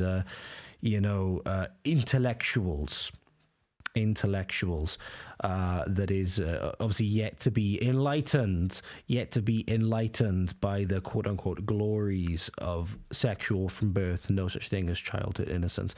See you in a couple of minutes, Inquisitor. Appreciate you being here. Homeschooling myself now, Dave, Toby. Yeah, I can fully understand. It's terrifying, man. It's terrifying how predatory the state institutions have become. It's absolutely terrifying. This was the first official refusal letter that we had back from the local authority. Microphone. Do you want the- No, Right. you carry. This Fuck's was the sake, first official refusal response that we had back from the local authority. And there's certain bits of it, it just fried my brain for weeks. I was reading it over and over again. It was nonsense, particularly the third paragraph. The legal advice received in relation to the RSE curriculum confirms that the Education Tribunal for Wales does not have jurisdiction in relation to this. We hadn't even gone to the Education Tribunal of Wales. It was just nonsense, and we told them such. Right, and we've only got 15 minutes, haven't we? Yeah. So, Hold it close to your mouth. whilst this was going on, because everything was taking time, so then Chelsea, under a different section of the legislation, put a request into the headmaster, and this is where it gets really devious. Yeah. Headmistress. Yeah. So it was section 42. Section 42. Section 42 of the Wales Act. So the head teacher has the right to withdraw the children from the RSE content. But as you can see, Is that telling me, I'll put this letter up on screen now, is that telling me that the headmistress in this instance has more rights over the children than the parents do? Is that the read that I'm getting from this? Somebody give me their interpretation in the chat. I'd greatly appreciate it. She said there that the headmistress has the right to pull the children from these lessons, but seemingly the parents don't have the right to, right? That presents there seemingly an inherent problem for me. Right, the fact that instantly you have somebody who's not the parental figure having more right over the children in terms of what they're learning than the actual parent does. That just doesn't sit well with me, and is obviously going to be massively open for exploitation in exactly the ways that we've seen. So this is the letter. Dear Mrs. So-and-so, thank you for the time to meet with Redacted this morning. I understand that you were happy with the RSE content for this half term. I can confirm that the following advice from the local authority in their reply to your complaint in the 25th of September letter to you, that the school is unable to disapply your son from the RSE curriculum as requested because we have no legal grounds to do so. However, I would again like to reiterate that we always teach this area with sensitivity and given consideration to blank development and level of understanding. We will continue to work together to share and adapt future lessons in advance, but they're completely not needed. They're completely not needed. And in many ways, like we've seen, right, like people call certain gateway drugs and whatever else, they're gateways for very much more insidious things, like trying to normalize things like children's self-pleasuring and stuff like that, which is stuff that I discussed at length with Kimberly Isherwood. So that's to give you a link this video in the chat as well for you. That's another example of some of the things that, again, Public Child Protection Wales in particular have been fighting, Kathryn being a key part of that. Obviously, if you want as well, Legion, make sure to I'll just double check something a moment. Anything in here? Nope. Anything? Nope.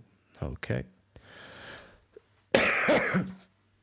Remember, those of you who might be joining a little bit later, there's a Q&A going on right now. If you want to use any of the links that we've put in the chat, or I've put in the chat earlier on in this episode, if there's anything that you'd specifically want asked of Kathryn tomorrow, make sure you put it in the Q&A section or in the chat at the very least, if you want that question asked. It's something that's normally reserved for members, but if you put it in during this stream, then it will be taken into consideration and ask tomorrow after it's been screened by myself. So some of the other things that Kathryn has been involved in.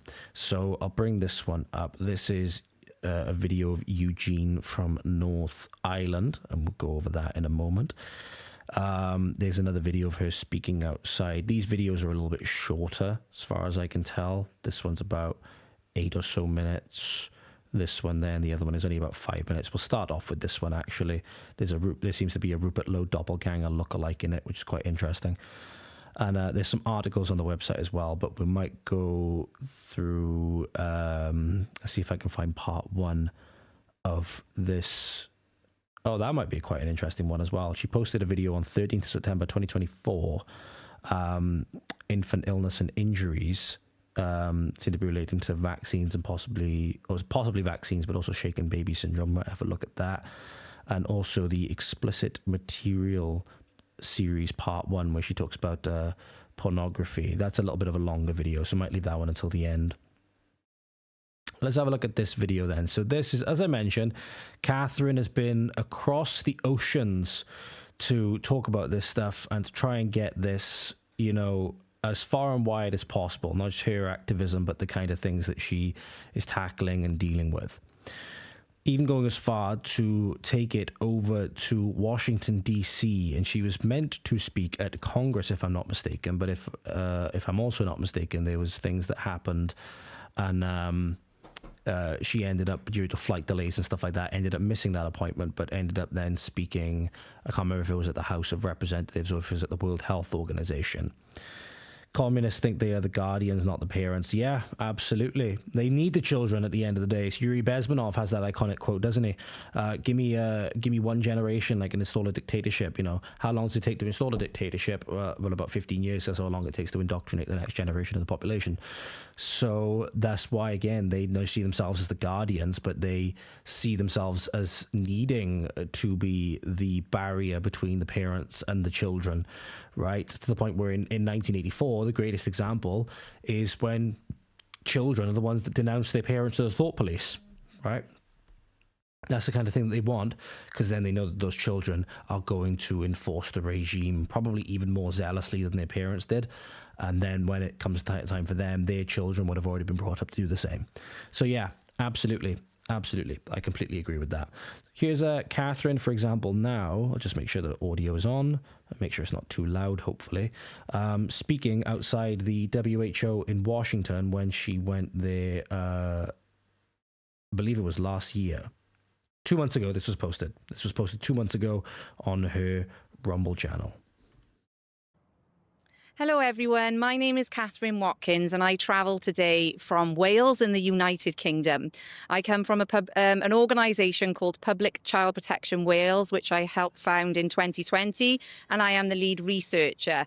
So we've heard a lot today from the other people who are here about the monstrosities that are being put onto our children. So I'm just going to talk a little bit about some of the success that we've had in Wales since we found out about it. So we found out about this education in 2017. All 4 UK governments signed up at that point, and we decided to take action and do something about it. So we tried the diplomatic process. We did a petition to our government, which they messed about with. Basically, we put 9 links in to prove this education and where it had come from, the World Health Organization and UNESCO, and other links within it. They decided to change our links and put a pro-abortion website link in there, which had nothing.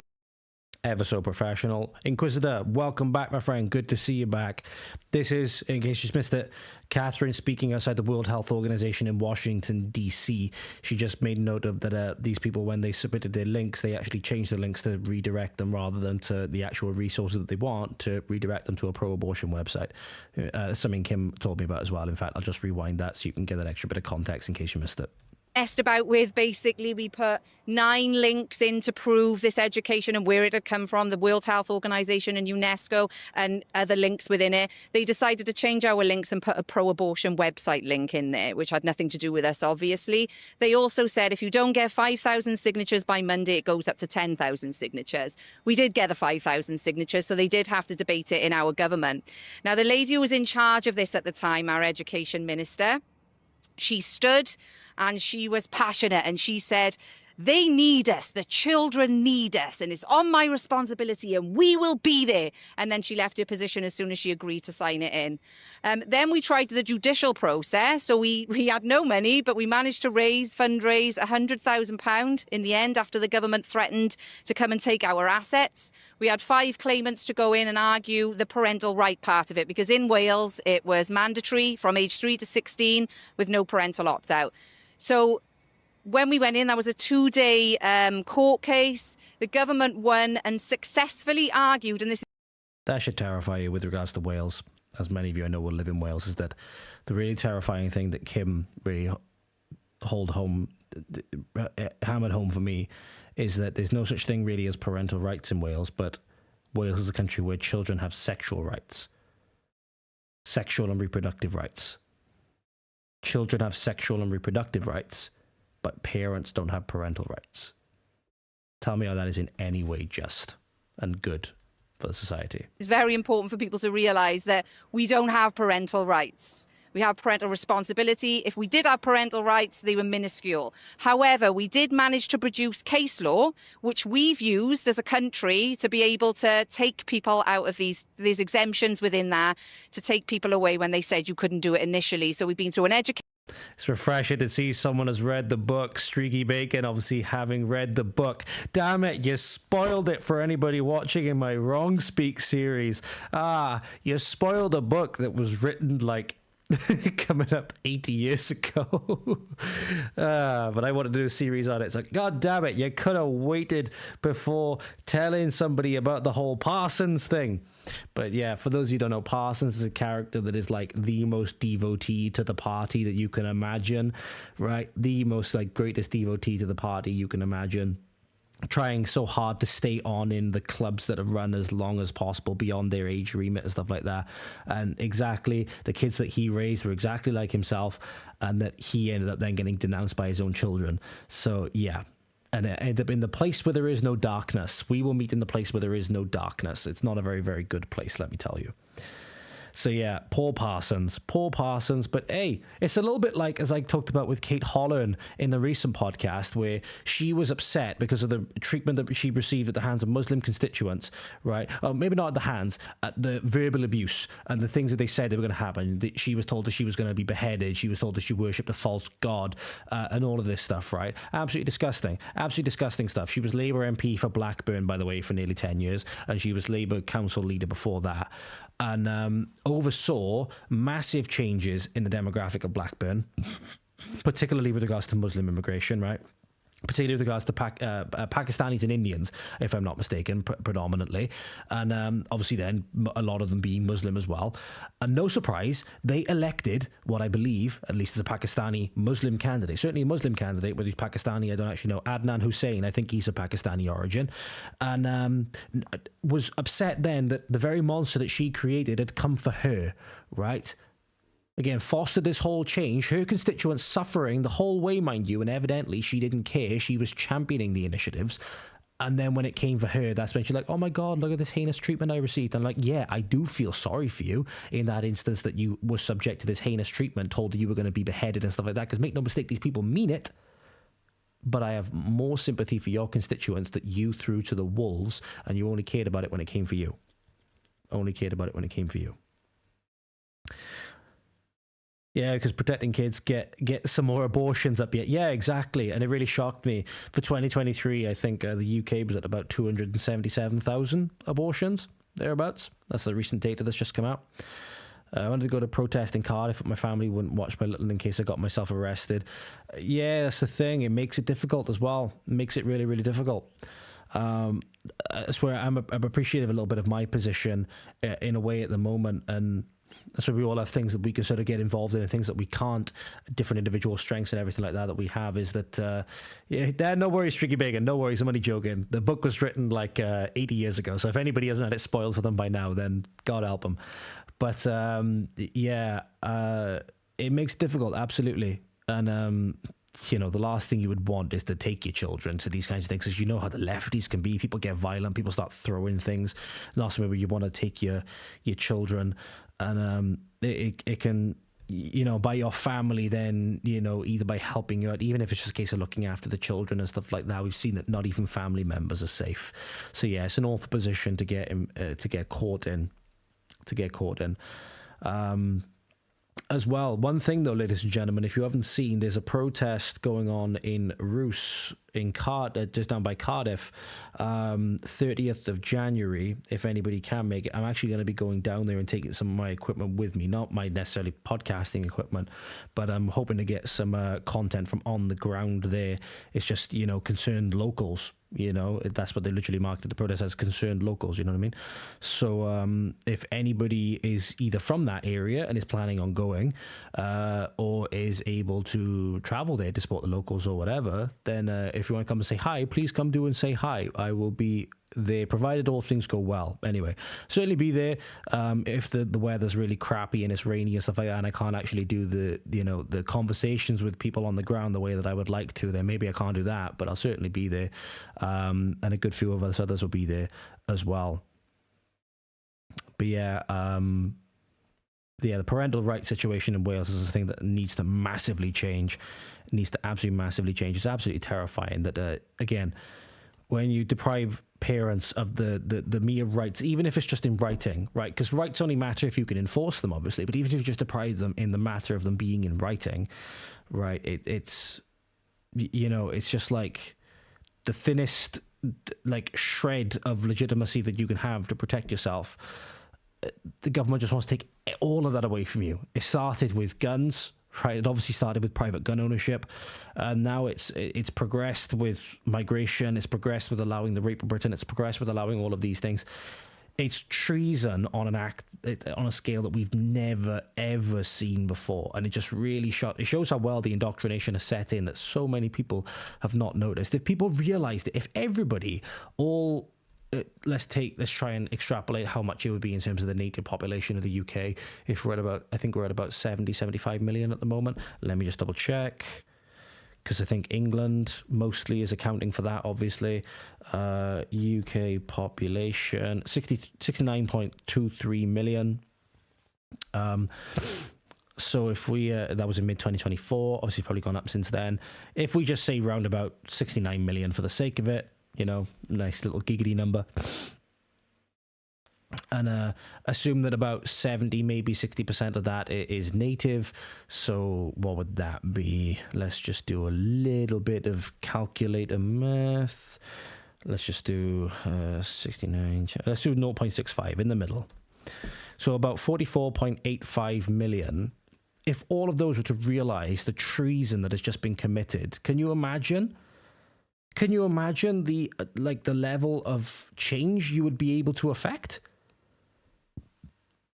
Sadly, still seemingly not many people have realised. Still, sadly, I speak to people, they don't even realise the level of treason that's taken place. And that's the biggest thing. It's the biggest thing. If you travel there on a Deliveroo moped, the hotel will give you free. I'll have to remember that. If there's ever an event in Blackburn, like a protest, and maybe I can spare the time and the expense to go up and travel and speak to people, I'll go up there on a Deliveroo moped and I'll have the little backpack on my back and see if I can get some free accommodation. I like that. Education Tribunal. We've managed to get, I think she's the only parent in the country that is court ordered to see the resources before they're actually taught. And from that, the mother has actually... And that's a reminder, you can win. Please don't lose hope. You can win. We can win. Please do not lose hope, because this parent did.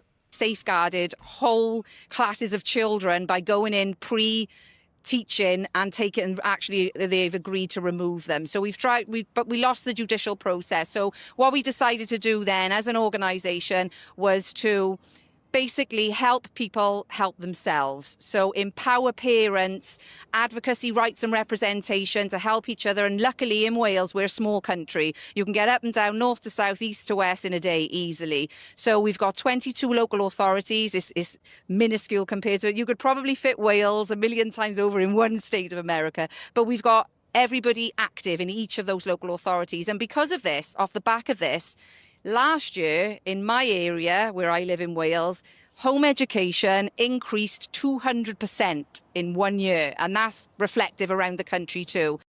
And that's good at the very least, most likely, because it's likely parents that have cottoned on to what's going on. I think that's what you see at the moment, the contrast between governance, particularly in America, right? You say what you want about Trump. I understand people have their grievances with him, you know, in terms of his personality, in terms of maybe they think he's beholden to foreign interests and all of these things. I think you can have your opinion on him. I don't really care one way or another, though. I think he's certainly better than the other option that would have been on the table in 2024. Yes, absolutely. I certainly think he was leagues and leagues better. There's certainly no comparison. But you're seeing at the moment what they're seeing in Somalia, what they're seeing in Michigan and those kinds of places. They're taking it so seriously. They haven't seen really anything on the scale of the demographic replacement in some areas of America, but not in the state where it's happened in like the biggest country that makes up the UK, right, to the extent that it has. And they are taking that far more seriously than our government have been in the brief period that has happened in America since taking notice. They've taken it far more seriously. It just goes to show it always comes back to the governance, right, and how you hold your governmental leaders accountable and those who actually care about the people.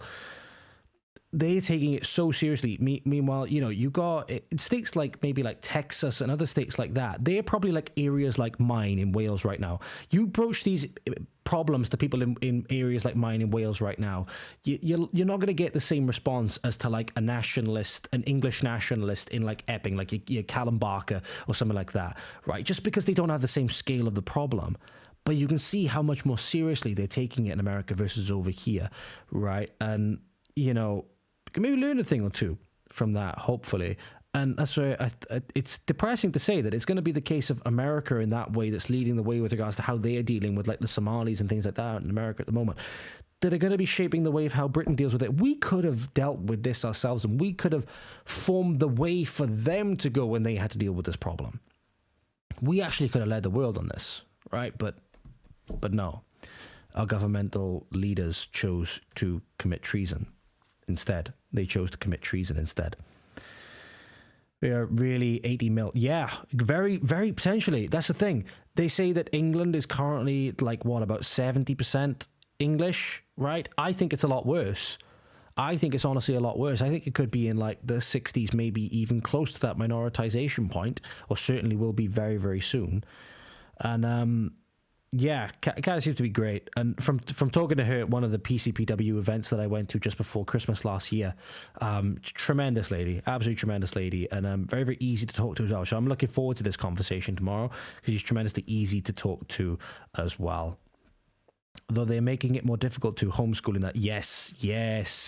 Yeah, absolutely they are. Like, you know, if they're like, oh, okay, well, you want to take your child out of the school system? Okay, well, we'll bring the school system into your home.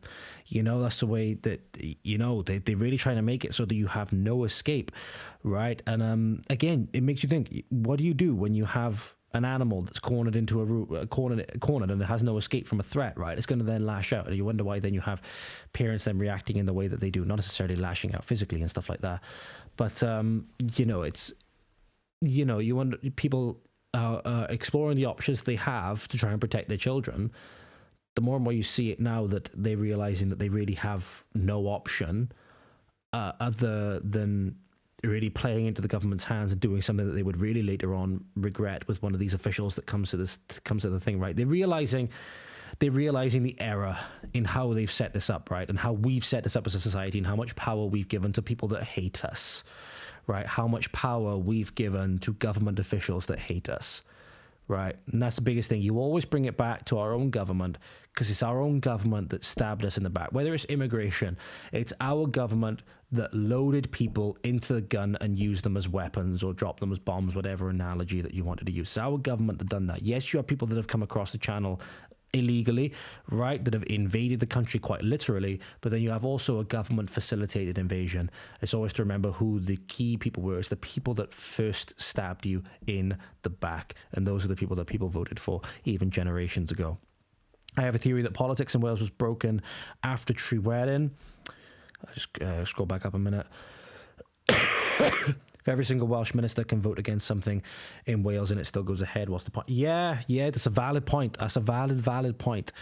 Llywelyn. In fact, that was actually one of the subjects of the book that I was reading for a while. But again, I'm like this person. I you know, somebody says a book and I'm like, I need to go read that, and I get like 3 chapters in and I'm like, okay, well, this person says something else, I need to go read that. I'm a very sporadic person like that, to my great detriment. I was reading about that. There was a book behind me on the bookshelves called Hands Off Wales, and you know, seeing how the complicated the political situation was, and the Liverpool Corporation and stuff like that. Yeah, that was a pivotal event. That was a pivotal event, and it certainly was a case where, like, it was an example where an outside force just showed Wales in particular in this instance that no matter what, then there were going to be people that were going to impose their will no matter what. And you can understand then, looking back in history, why then people have these grievances and stuff like that with regards to like the English and stuff like that. And I'm like, well, can we please put those aside for the time being? Maybe there's a time to go scratching at those old wounds and open that. Maybe it's certainly not now. You know what I mean? It's certainly not now. Both Russia and Turkey have admitted to weaponizing migration against the West. They have great incentive to do so. They have great incentive to do so. You know what I mean? They can offload their rubbish on us. Oh, why would you pay to keep heinous criminals of your own countries and whatever else in your own jails when you can send them to Western countries and they'll actually serve a good for you in expanding things like the caliphate in those countries, right? And their leaders are all the more happy to persecute their own people to accept them. Why would you not offload your rubbish on the rest of the world? You know what I mean? Why would you not offload your rubbish on the rest of the world?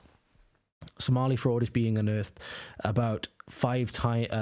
after about 5 years by the US media, nicely timed as they are dividing up Somalia with Israel, on the public's hate against Somalis to justify actions abroad. Yeah, I can see that. I certainly don't think they make a very good case for themselves. But yeah, that's the thing. You have to be skeptical of everything with regards to foreign influence nowadays. That's the thing. It's such a tangled web, and there's so many shady things going on behind the scenes, right? You have to be skeptical of all massive foreign influence. Like people like Nick Shirley, for example, a journalist that exposed like the Leering Center, for example. I don't know. I don't think that, at least there's not any evidence that I've seen, for example, that he's been like, you know, an agent on behalf of, you know, Israel and is working on that kind of thing and stuff like that. Maybe that's going on higher up the government chain. I just think he's a concerned citizen. You know what I mean? I just think he's a concerned citizen that really cares about his community, cares about his country, and cares about the fraud that's going on. But yeah, I can certainly see why people would be skeptical of foreign influence and stuff like that. Am I getting stuttering? Am I stuttering? I hope not. I'll just tell you. I do. And I'll just read this quote a minute. I heard a great speech a few years ago about Putin, one about Western governments turning against their peoples and importing racial misery, saying they commit self-destruction. They absolutely are. I'm going to quickly flash over to my Be Right Back screen and just see if it clears the stuttering after a minute or two.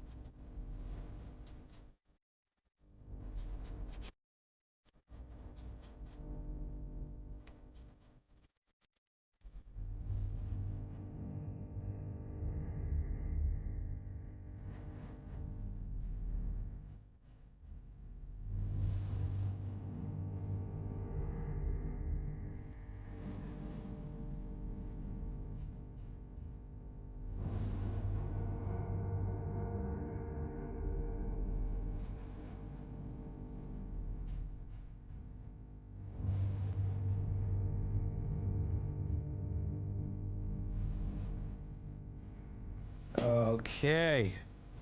Oh, bear with me, guys.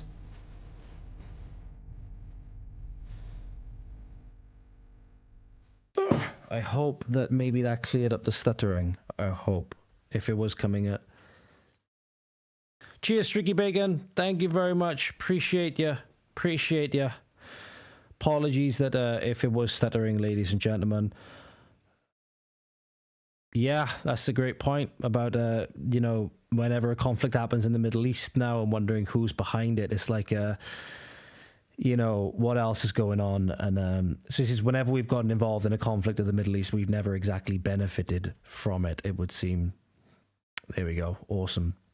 Thank you, Streaky Bacon. Appreciate you. Let's just quickly crack on with the rest of it. So that's the good news. It allowed me to quickly, you know, break the seal and sort myself out a bit quick. So appreciate you guys for being with me. The bad news is finding out about where this education actually came from. And obviously people here today have spoken about Alfred Kinsey and John Money and how horrific this actually is. Just to reiterate as well, back in the 1995, I believe it was, a wonderful woman whose colleagues are actually here today, they've spoken, a wonderful woman called Dr. Judith Reisman. She battled this industry. She battled Kinsey's false data and the pornography industry for 4 decades before she died. And there was a bill in 1995, HR 2749, I believe, that it did start, nothing came of it. But yesterday, I wasn't here, unfortunately. My flight was delayed, but all these wonderful people went in and handed the... to revive this bill that basically said an investigation needed to happen into Kinsey's false data. And if it was true that it was based on child sexual abuse, then they needed to remove it from all educational places. That's universities, colleges and schools. Nothing happened. So they revived this bill yesterday. They took it in to legislators in Washington and they've given all the information over. So hopefully something will come from that.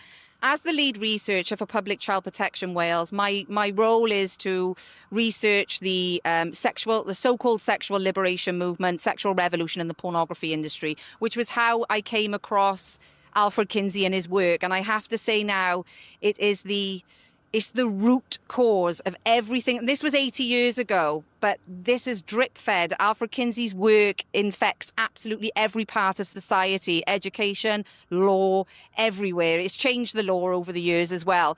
And that is why it's really important for people to understand where this came from. Horrifying as it is, burying the heads in sand doesn't work.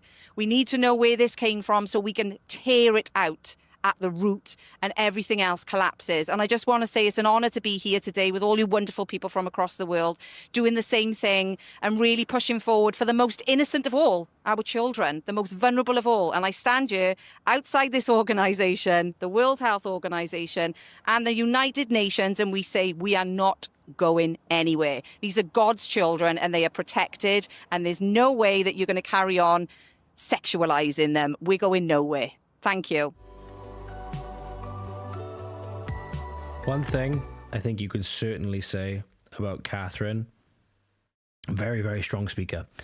Very, very strong speaker. Now, she mentioned there the pornography industry and stuff like that, and I think that's where the last part of this will go into for today. So if anybody wants to watch that video, that can be found on this. I'll just put this in the chat. Anybody wants to take care, anybody wants to watch that, that can be found on this link.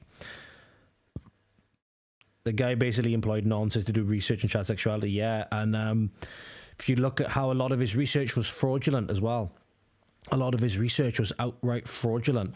On Public Child Protection Wales's website as well, if you guys have seen it. Let me just see if they have it on here. They actually have the chapter in question of... I'm just going to link this in the chat as well. It's Public Child Protection website's sources page. And it has on there, or it should have on there at some point. There we go. Judith Reisman, or Judith Reisman is on there. Here we go. Chapter 5. You can actually read Chapter 5 of Kinsey's...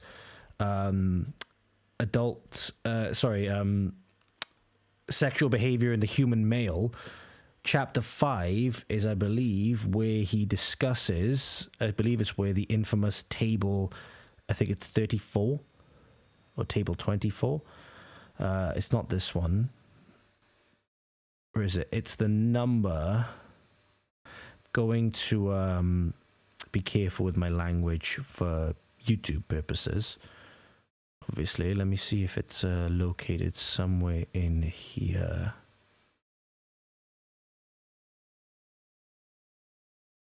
This is one example of it. Table 31. I'm going to bring it up on a different screen so that I can actually capture more of it on screen. So just bear with me, ladies and gentlemen. I'm just cropping it a moment. If you haven't seen this, you really, this is the thing, you really need to see it. A lot of times it's something that needs to be seen to be believed, right? You can't fault people for when you say things like this initially for them not necessarily believing it, right? That there could be somebody that's so evil and so demented that they would document, you know, pre-adolescent experience in orgasm, which is exactly what Alfred Kinsey did. This is one of the chapters, right? You see there 2 months, 3 months, 4 months, right? This is the kind of stuff that it's based on. Up to 1 year, up to 2 years, up to 6 years, 10 years, 15 years. Their experience. Sorry, I know that's not exactly the best screen. There we are. Their experience in orgasm. It's literally based on pedophilia. You know what I mean? And then there's another chapter as well. I think it's this chapter. Literally, yeah, table 34. Just have a look at this, ladies and gentlemen. 5 months to 14 years. The number of quote unquote, you know, orgasms, if you will. Say that because at this point, as far as I'm aware from things that Kathryn had told me and stuff like that, they were essentially literally having to like restrain like children in this instance to their apparatus and whatever. Because obviously time involved 1 hour. Let's just take this for example. 11 quote unquote orgasms in 1 hour. That's torture, right? That is just unbridled evil torture that we're talking about here. You're not talking about something that's pleasurable in a sexual context, you know, in the sexual reproductive context, that it's designed to be pleasurable so that you'll do it more with a consenting partner, right, who should be your wife, your husband or whatever, with the ultimate goal of creating children, right? This is torture of children. And I'll get to your guys' comments in the chat in a moment. There's one thing that I just want to be clear, that if you didn't know, that this guy is revered in academia. Indiana University in, I believe, 2022, very recently, commissioned a statue for this guy. This is one image, presumably of a faculty member, right, posing alongside this statue. People in academia love this guy. They love this guy, and this is the guy that is the backbone of the disgusting stuff that's going into your children's heads. Look at the smile. You're talking about somebody that has committed untold sexual crimes against children. Look at... There's a hollowness there. I don't know why. I've zoomed in on this face here, but I see a hollowness there. That's a hollow smile. Have you guys ever seen the hollows? Anybody ever played the game Dark Souls? I know this is a little bit of a tangent. Anybody ever played the game Dark Souls and you've seen the hollows? This person here looks like a hollow with skin. For those of you who are unsure what I'm on about, and I will get to your chats in a moment, let me just bring this up.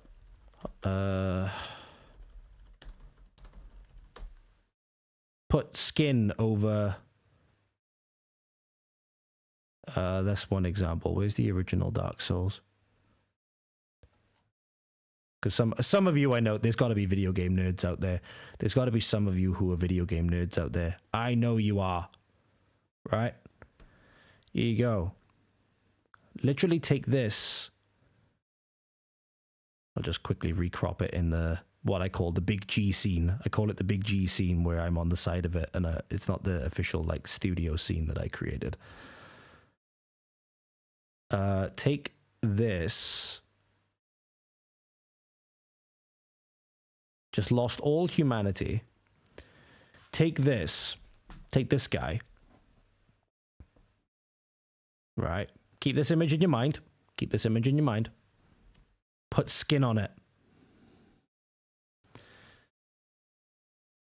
Put skin on it. Oh shit. Hold on.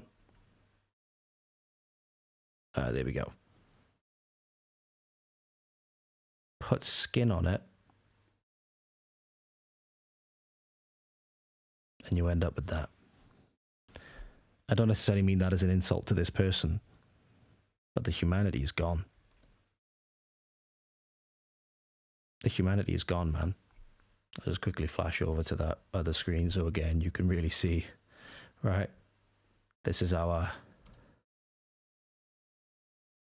hollow who's completely deprived of all humanity. In the context of the game, this is somebody who's completely lost all of their humanity, right? They've basically been reverted. They've basically been just deprived of zombie status, if you will.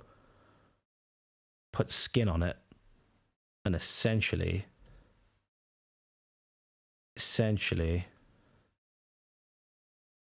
right, you end up with this. If this person is somebody that's genuinely suffering at the hands of evil forces and they might not even know it, in some ways you can't help but even feel sorry for them. You know what I mean? There's evil forces at play, ladies and gentlemen. I'm sure you could see there's evil forces at play. So make sure you check out some of those links in the chat. Smile doesn't reach the eyes. No, it's vapid. It's nuts. It's nuts, man. So yeah, and then the education system went, sounds good, let's roll it out in every school in the country. Yep. Every one of those numbers is an abused child. Yes, absolutely. Every single one of those numbers is an abused child. Not to mention that he went into, I believe some of his populations were in like a psychiatric institutions, stuff like that. A lot of the research he done was on like prisoners and psychiatric patients, and then tried to extrapolate this to the wider population. It's like any scientist worth his salt should be instantly able to put that out and be like, no, you can't extrapolate from this population to the wider population. It's like, you get a lot of mechanistic data. Speaking from my university background now, if you're looking at mechanistic data is what we call it, if you want to analyze a lot of things to do at like the molecular level and stuff like that, you often use animal models or you use cell cultures and stuff like that. There's constraints with what you can directly extrapolate from an animal or a cell culture to the wider human organism, right? But apparently we can extrapolate from tortured children, and that then forms the basis for government policy. And yet they still want to claim moral authority. They still want to claim moral authority when this is what they base this shit on. Inhumane. And then there's other things as well. Kathryn was telling me, you know, involvement of intelligence agencies and all of this stuff, where maybe Kinsey was getting his funding from. Maybe that's something I could talk about with her tomorrow. She was telling me some wild stories when I met her at a Public Child Protection Wales meeting. So I'm looking forward to going over all of that. I don't know, like this person again, I've lost the image now, but that person who was the one by the Kinsey statue, do you feel sorry for the person or do you pour scorn on them? Because yeah, you call evil as evil is, right? But is this person at the whim of evil forces and they don't even know it? Or have they given themselves over to this and they are an ardent follower of this ideology? I don't know. Do I feel sorry for them? And do I hope that they recover? Or do I just say that nah, look, you're beyond it? I'm like, I hope that pretty much everybody can be redeemed, you know what I mean? That's kind of what you hope for. Justice needs to be done, obviously, but you can't hope that everybody can at least be redeemed. But fucking hell, the evil that has come from this one, you know, the evil that has come. And the biggest thing is that it's being touted as like a lot of the legislation has been used to formulate. It's been done in the guise of empathy and love and childcare. You could not think up something more evil. You know the whole thing in The Passion of the Christ? I haven't watched the whole thing, but Mel Gibson has apparently done a commentary on this, where he said he deliberately designed Satan and initially to be like this very attractive, voluptuous kind of figure, and then you have that iconic scene where it turns around and this baby that it's holding, it's designed to be like just like the grossest distortion of something that is holy and beautiful, right? A mother and child. You turn around and it's this awful goblin figure. I'll see if I can quickly find the image so you guys know what I mean, right? There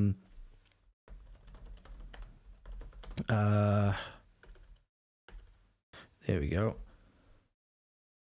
There we go. There we go. Let me see if I can find it.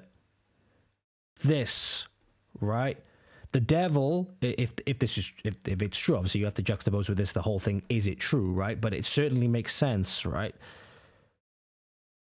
The devil doesn't just like exacerbate this whole like evil, disgusting thing, right? And manifestations. It will take what is holy and beautiful and good and make it into this gross manifestation of evil, right? That's where you get this thing where the satanic figure was made to be this, you know, kind of beautiful, enticing figure, right? The you know, of lust, if you will, and then you see it manifest as a mother and child, and the child, quote unquote, child turns around and you see this.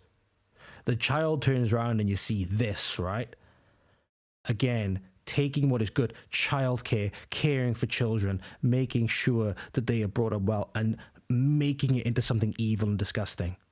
You could not think up something more like evil as something that manifests as tries to masquerade as something that is good. And that's what our political leaders have bought into and pushed onto your children, hook, line, and sinker. Plenty of Muslims came out when they wanted to teach their kids LGBT stuff, but where's the Church of England when they roll out this across the country? Yeah, that's a valid point. That's a valid point.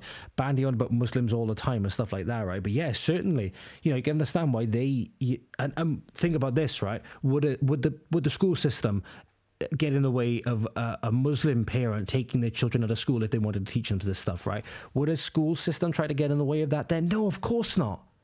You can see it's completely weaponized against one set of people, because the one set of people at this point, in particular white British people, often Christian people as well, or particularly people of no religion, are docile and they'll just accept this, right?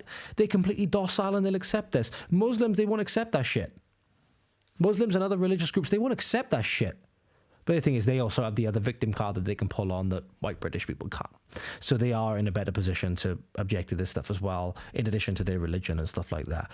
But yeah, they'll come out against it. They'll have their religious leaders rally against it, right? It's actually a weird kind of common ground that you find, right? It's a weird kind of common ground that you find with people who often manifest themselves as the enemies of Britain and the enemies of Wales and stuff like that.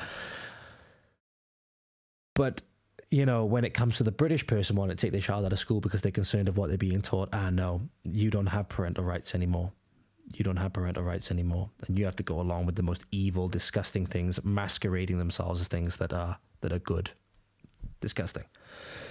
There's one other thing I want to put in the chat. So there's another video as well. I mentioned before that Kathryn, during her time out in Washington, in this instance, was talking with other people, the heads of other organizations as well. There's a conversation there with a person known as Eugene from Ireland. In that instance, who she spoke to when she was out in in America. There's another instance here with a woman known as Angela Rojas, who I believe is part of an Australian movement, who she talked about with the whole, again, child sexualization stuff as well. So you can check out some of those other resources as well, ladies and gentlemen. And there's, you know, basically one last thing that we'll go over now to finish up with, really, I suppose. Just see if there's any other questions in there. No questions. Get them in, guys. Get them in. Clock's ticking. If we got any questions, get them in. It was Kathryn's wildest, you know, story of things that she's dealt with in the court system, legal system, whatever it might be. Was her wildest thing that she's found out? Was wildest weird fact that she knows? Get them in, guys. Get them in. This is now titled Explicit Material Series, which is one of the things I wanted to ask her about, the effects and the backing of like the pornography industry and stuff like that, which obviously you saw that when Pornhub and other companies as well were massively objecting to things like ID laws to make sure children weren't watching their content out in America, right? They were massively objecting to it. They obviously want kids watching this stuff. They want kids hooked on this stuff from a young age. Kathryn has talked to me about some of the effects that pornography can have on the brain and stuff like that. I'll just play some of this video and see what we can find with regards to this. This will be an interesting part, which I want to dial down with her tomorrow. Another thing might be part of her research into vaccines and stuff like that as well. It's a hot topic at the moment. Certainly something that is relevant to me in some of the conversations that I'm having at the moment. If there's anything you want to ask with regards to them, ladies and gentlemen, there's articles on Kathryn's website as well. So if you want to use some of her articles to formulate a question, I'll just quickly go and grab the link for that. Is there any other article stuff on here? Or maybe in her news section. So yeah, she seems to have some of her blog articles in her news section. If there's things that you want to go and read whilst you listen to this in order to maybe formulate a question or whatever, then you can go and use that link as well that is now in the chat. So last little bit which I really want to go into now is this video, so I don't know how much time I've really got left. It's 10 to 11. Okay, I got a bit of time. So this is called Explicit Materials Part 1, and it's about, I believe, the pornography industry. I'll just let this video play and we'll go from there. Oh, why is that not working? Sorry, ladies and gentlemen, the volume was off. Hello everyone, it's been a little while since I've done a video, but I've got a little bit of time on this extremely wet and miserable afternoon, so I thought I'd do a quick video today. I recently did a presentation, quite a lengthy presentation on pornography, which is my pinned post on Facebook, and also you can find it on my website, exposingthelie.info, and on our Rumble at Liberty Tactics. I did say I'd put it down into smaller chunks, and then I can sort of elaborate a little bit more so that it wasn't too lengthy, if you know what I mean, like if I'd gone in too much detail of every... I'm too tired and stoned to think of a question.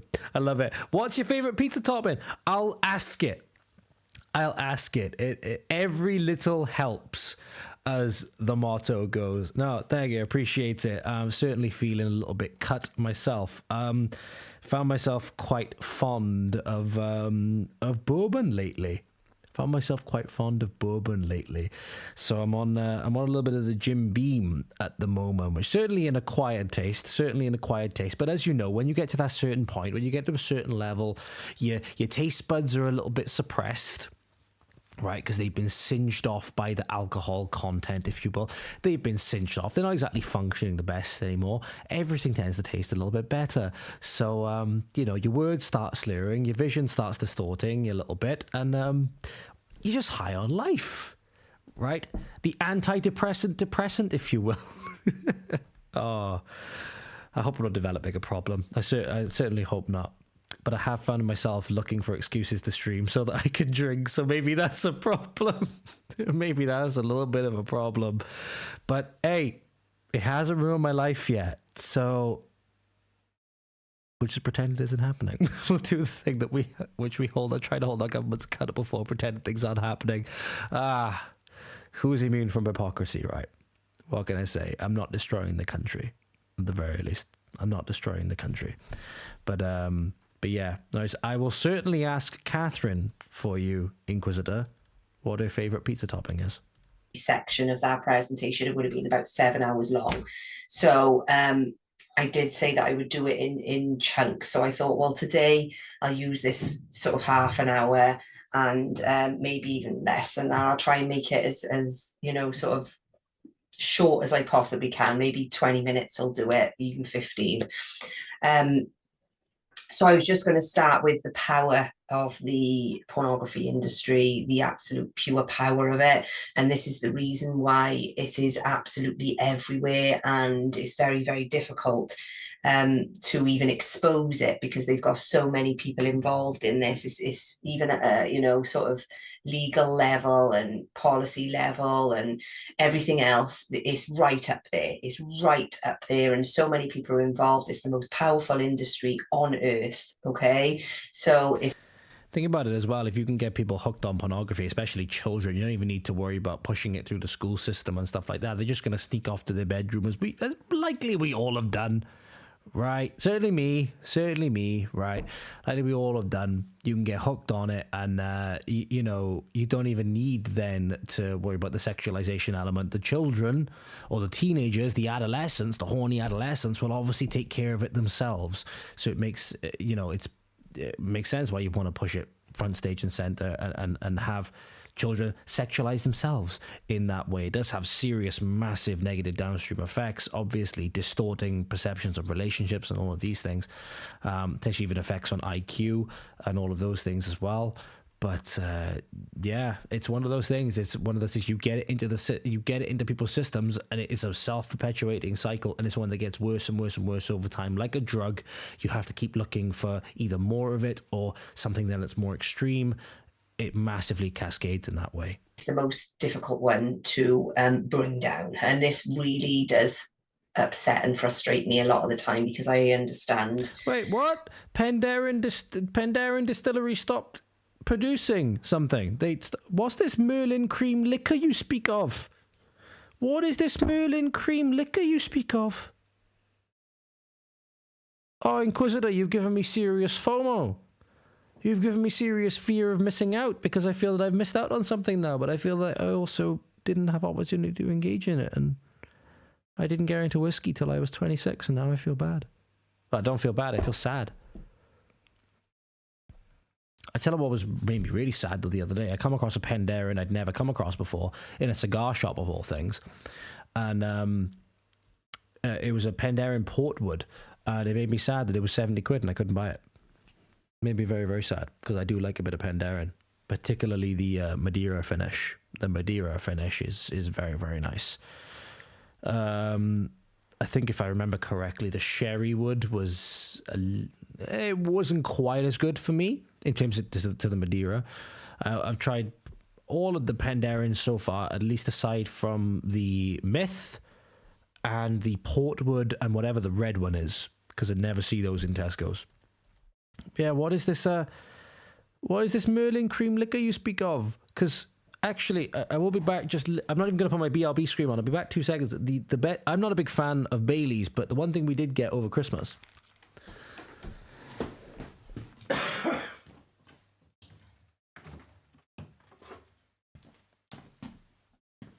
The one thing we did manage to get our hands on over Christmas was this. It's the Terry's one. That was very, very nice. That was very, very nice. Has to be said.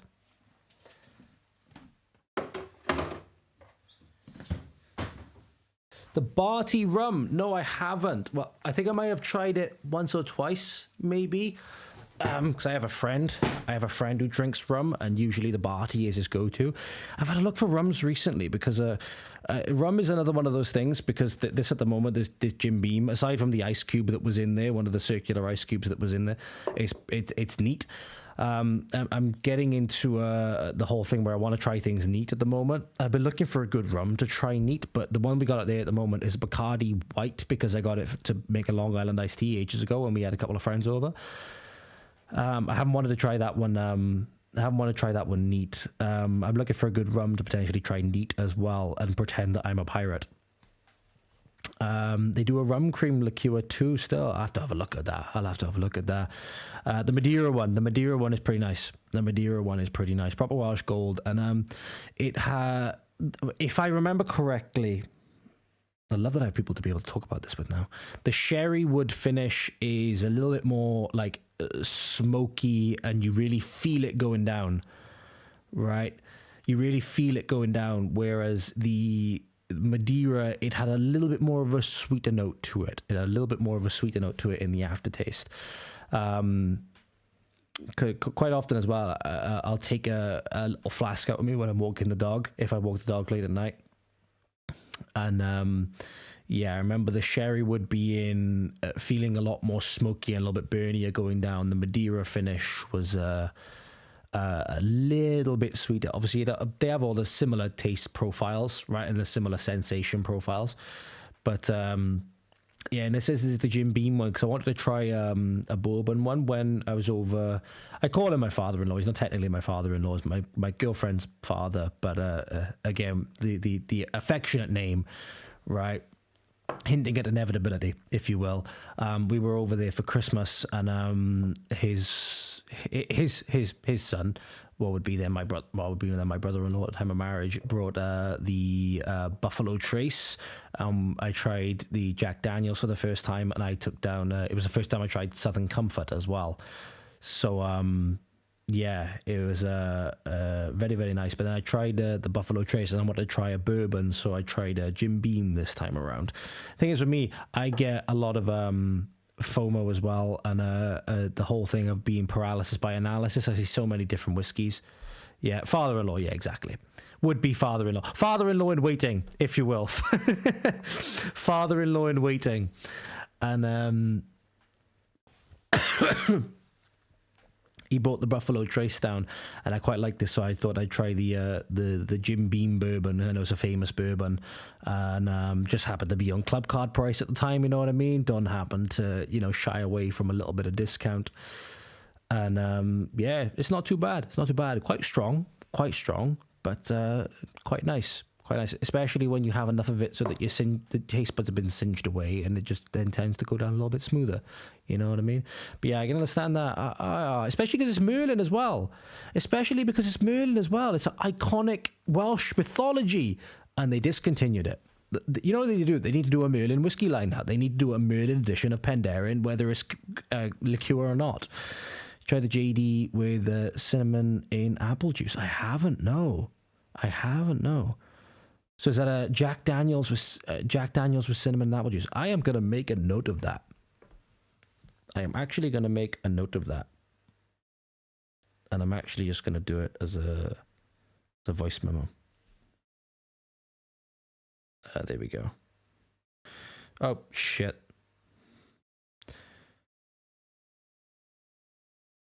Jack Daniels with cinnamon in apple juice. Xmas drink. There we go.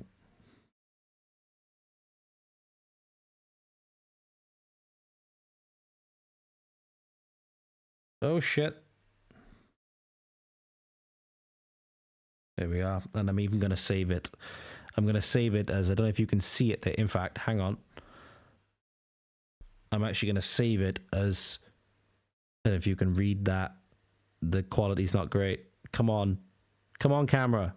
Come on, camera. It says Inquisitor drink recommended. So you got your name etched in immortality there now. Name etched in immortality there. Whiskey and apple juice in general, but cinnamon just makes it a luxury. I've had the gin. I was previously drunk a lot of gin before this. So gin was my sort of go-to, and I had a little bit of gin with cinnamon once and lemonade, and that was really, really nice as well. So yeah, definitely we'll be experimenting with that going forward. The mechanisms of it and what it's for, and more importantly, Sorry, Kath, I was meant to be watching your video. what it's actually doing to society, and in particular our children. I did a few statuses. They don't really get seen a lot. Obviously Facebook are gonna shadow those because they don't want it to be known. But recently there was the first global study done on pornography, online sexual offending. It was online grooming, and it basically found that something like 300 million children per year are sexually groomed online. Now that should really ring alarm bells. The inquisitorial seal of approval. Yes, absolutely.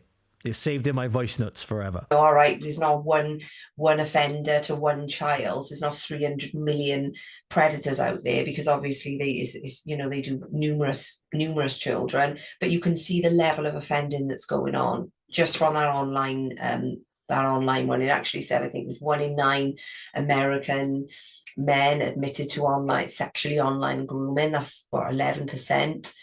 And 7% of the UK's men and 7.5% of the men in Australia are admitted to sexually grooming a child online. That's pretty serious stuff. And, we can ask ourselves, well, we can sort of raise, our pitchforks and demand that. What was that? I'm going to rewind that a moment. What was that? There were some stats there which she went over whilst I was cheersing the camera that I didn't quite grasp fully. Because obviously they do numerous children, but you can see the level of offending that's going on just from that online one. It actually said, I think it was 1 in 9 American men admitted to sexually online grooming. That's what, 11%. And 7% of the UK's men and 7.5% of the men in Australia are admitted to sexually grooming a child online. Is it bad that I wonder instinctively how much there is going to actually be the UK's men, right? Because you see stings all the time happening, people using online methods to obviously groom children and stuff like that. And when they go to catch the predator, you see that there's it's one of seemingly those diversity hires, you know what I mean? But certainly, obviously, it goes without saying, we certainly have our own scumbags in the UK, obviously, that are native to the UK. That goes without saying, obviously. But 7%, man, just think, you walking down the street and nearly 1 in 10 people that you pass, that's terrifying. That's terrifying. And instantly you could think then, that would be exponentially increased. The reality is, and it's not racist, xenophobic, any kind of religious discrimination to say so. The reality is, based on the stats we've seen, it's going to be disproportionately higher in certain communities, right? Based on what we've seen, it's awful, man, awful. And you think there that 1 in 9, man. I know. If that is the case, I'm just going to check in the description at the moment, because one thing that is obviously useful, not that I'm necessarily doubting Kathryn or anything like that, with the amazing work that PCPW do, obviously, what is useful is that the sources those sources would be in the description. Sadly, they're not in this instance, so I'm not sure where she's got this from. Maybe that's something I can ask her tomorrow. This is a pertinent topic I want to talk about more. 1 in 9, that's terrifying. That's really, really terrifying. Can you imagine you walk down the street and every, 1 in 1 in 9, so every 1 out of 9 people that you pass seemingly has admitted to grooming children online? It's terrifying. Especially if you live in a big city. Imagine how people you just walk past on a daily commute to work or whatever. How many people you walk past, and you count them, and it'll be like 1, 2, 3, 4, 5, 6, 7, 8, 9. It'll be like, statistically, I've just counted there one person that either has or is and has admitted to grooming a child online. That's terrifying. And if a large part of that can be attributed to pornography, it's like, wow. It's not just that children want to go off and do something cheeky, you know what I mean? This is terrifying. This is absolutely terrifying. And you see where governments want to play on this to censor things and stuff like that. You see that with X at the moment. My sister used to work at the police. She told me, you won't believe how many there are, and those are just the ones we know about. Yeah, I watched a video with an FBI agent. I think it was on Patrick Bet-David shows years and years and years ago. He was famous for doing a lot of undercover work. And, it's just like talking about this. It was a serial killer example, so it was a little bit different. But they were doing this undercover sting on him, and he managed, due to a mistake or whatever, he'd managed to cotton onto them. And now that he said on the podcast quite ominously that, this guy, you never know. He's the guy stood behind you in the grocery store. It's like, Terrifying, man. Terrifying. You know? Like, think about the people that were just wandering around Yorkshire not knowing the Yorkshire Ripper and knowing what he was doing. He stood behind them in Tesco or Morrison's at the time. You know what I mean? Or Summerfield. Summerfield was the one I was looking for, because obviously they went defunct a little while ago. Always shocks me when I watch Hot Fuzz, when I rewatch Hot Fuzz and I see Summerfield and I'm like, oh, better times. When I was a kid and I didn't, you know, get acquainted with politics and realize how disgusting the world is. Yeah, it's like they stood behind you in Tesco's, you know? They seemingly a lot of time really normal people. They're not only your politicians, they're not only, you know, people in different occupations and whatever, but they just stood behind you in, like, you know, your takeaway, or you stood behind you in your I don't want to say grocery store because it makes me sound American. They stood behind you in your supermarket. It's just like, wow.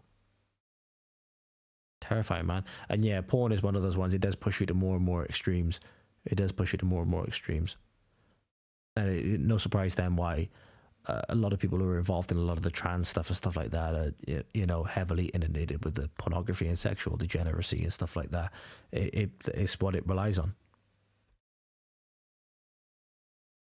Well, you know, we can sort of raise, you know, our pitchforks and demand that this happens and whatever, but there's a reason that they get it in the first place. Nobody is a child and decides, you know, when I'm older, I'm going to be a child predator, or I'm going to be sexually grooming online, or I'm going to go and rape a child. It doesn't work like that. We're born sinners. We're not born evil. So something happens. And this is the thing I constantly say about pornography being the catalyst of it all. And it really, really is in so many different ways. This is why I'm going to have to break this down and do it little bit by little bit. As is so powerful, it feeds all the other industries as well. You know, we've got obviously. Tell you what, mate, you bring up that example, right? For a long time, I worked as a lifeguard in a sports center, and there'd be no end of people. There was one prominent example. I won't say anything about it because I don't know if the person was convicted or whatever. I know there was one time where my boss got called down to the pool side as part of a safeguarding issue because of someone that was in the pool. I know there was one incident because of that. We were actually team teaching a fitness class at the time, me and my boss were, because it was at a time when we were going through a fitness qualification together, and he got called down to poolside because a parent was basically threatening to punch this guy's face in because, again, you know, somebody was in the pool and potentially doing things that he shouldn't have done, you know what I mean? You know, wandering eyes and stuff like that. And this guy, I think, was known to the community as well, and never ever saw him again after that. After this guy was basically saying, if you don't get him out of here, I'm going to do him in, essentially. Not permanently, but, you know. Yeah, it's terrifying because you'd be sat up in the high chair on poolside.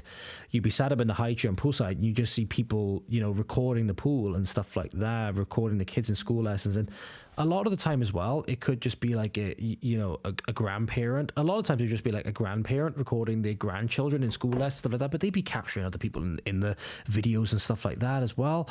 And it's just like, you try to explain to them they can't do it. Sometimes they'd be arsey, but it's my grandchild. But I'd be like, you can't do it. You can't do it. It doesn't matter, right? But yeah, absolutely. They absolutely, like, you know, they absolutely are. You know what I mean? And yeah, it's terrifying when you think of an environment like that, when, you know, kids are in swimwear and all stuff like that. It is I don't want to say a paradise for them, but yeah, you have to be especially on your guard.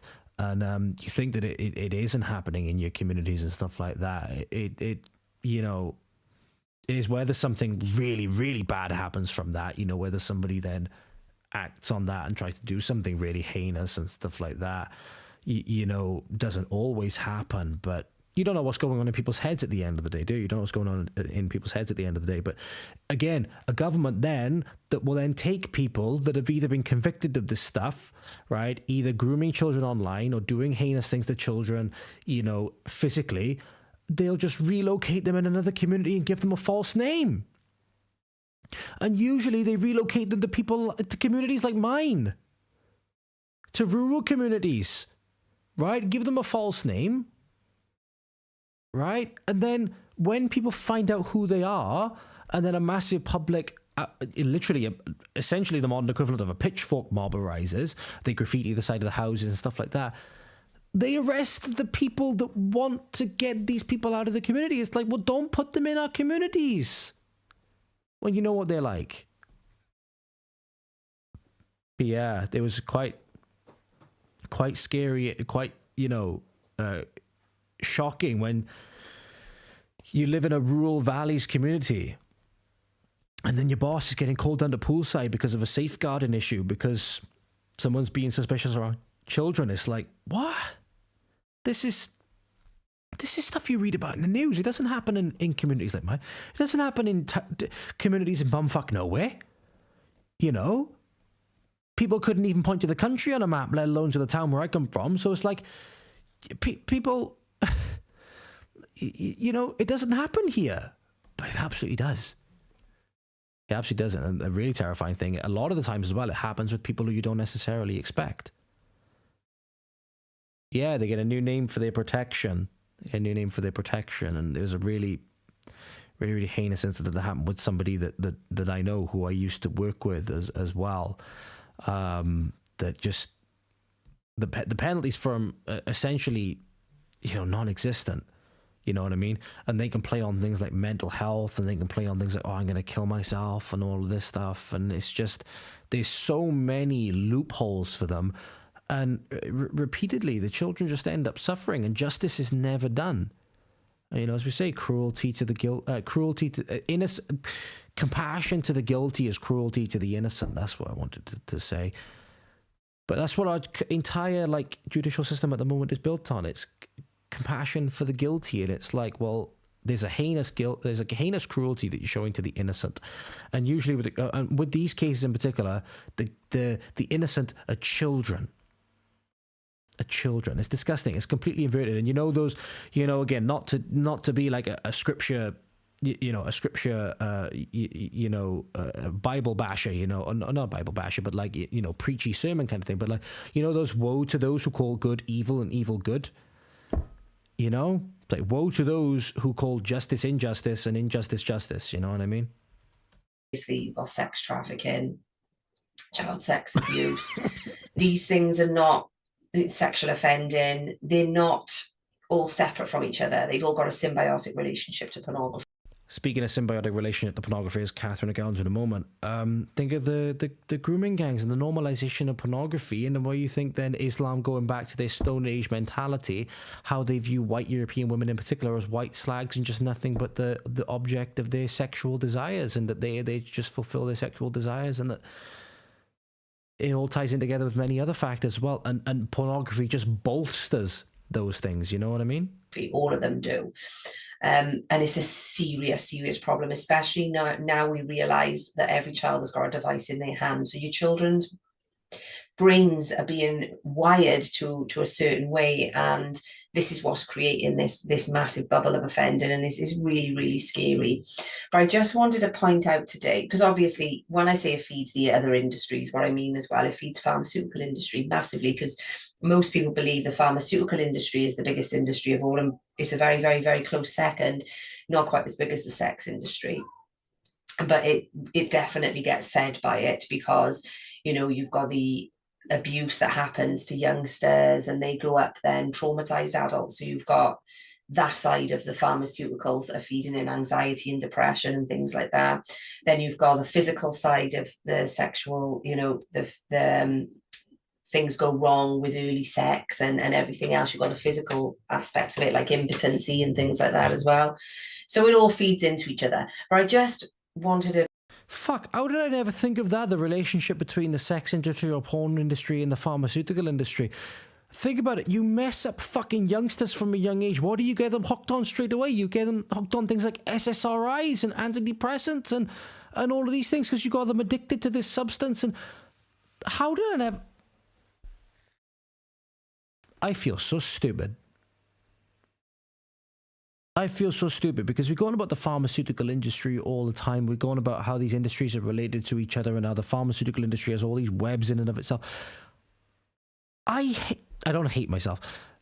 I hate that I was never able to make that connection. Because we talk about the effects of pornography has on the brain, so why would we not think about how, me in particular, why would I not think about how that feeds into the friggin' pharmaceutical industry? And how they might have incentive to try and lobby to keep this shit going and normalize this shit for children. Oh, I'm so disappointed. I'm so disappointed in myself that I never made that connection. And the thing is, you don't necessarily need big stats to say that. You don't need to say, oh, well, pharma benefits X% or exponential returns on X investment on X SRI because this is the one that's most linked to pornography. You just have to promote. There's a logical relationship there. There's a logical relationship there, you know what I mean? Wonder which has the worst, which gender has the worst impact from porn at a young age. I think it's more common in males, if I'm not mistaken. That's just an inference that I've got. That's just a hunch. So it's not anything that's backed by evidence. You know what I mean? I do think it's more of a thing than in males in terms of consuming it. What you're seeing with OnlyFans at the moment is that women have essentially now become their own pimps, right? So they've essentially removed the middleman with things like OnlyFans, where before they had this abusive pimp figure that would make them into a prostitute. Now they've essentially taken on their own prostitution and they're prostituting themselves. So they've removed the middleman, but the consumer, I think, would still be the majority the same. So I think porn in itself would massively, mostly affect, in terms of the outright consumption, men, but in terms of the effects, I think it would be fairly equal, because the effects of whoring themselves out in terms of the effects that it has on women are not good either. So I don't know how you would... Exactly. Yeah. The lack of ability to pay bond, and as well as they get older, if they've been in the pornography industry and they have all of these, for lack of a better term, bodies, you know, you can't help in the eyes of men, as they get to a certain point, they get less and less desirable. You know what I mean? Aside to, maybe simps and stuff like that. But when they then think about settling down and having children and all of this stuff, they then go on to regret those things. So yeah, in terms of if you're thinking about immediate consequences versus downstream consequences, I don't actually know. I think you'd have a fairly even split. But the effects would be vastly different. Because obviously the sexes are vastly different. I think for men, it just makes you into weird stuff. It absolutely does. Yeah, you weren't cynical enough. No, I wasn't. And the morning after pill and birth control, yeah, I know. And I was mentioning then that the biggest thing is it does as well, it divorces the sexual act from reproduction, doesn't it? So again, it normalizes those other things then, which have effects on people's chemistry and people's neurochemistry as well. Yeah, man, it certainly does make them into weird stuff. Absolutely. And for women then, I think, again, because they have greater levels of negative emotion anyway, and often I think as well a greater need for validation as well. That's where then they can have their massive negative downstream consequences from that. Just the girls who watch and get hypersexualized could destroy the... Yeah, absolutely. Absolutely. Once it's on the internet forever. You know what I mean? It's like, again, turning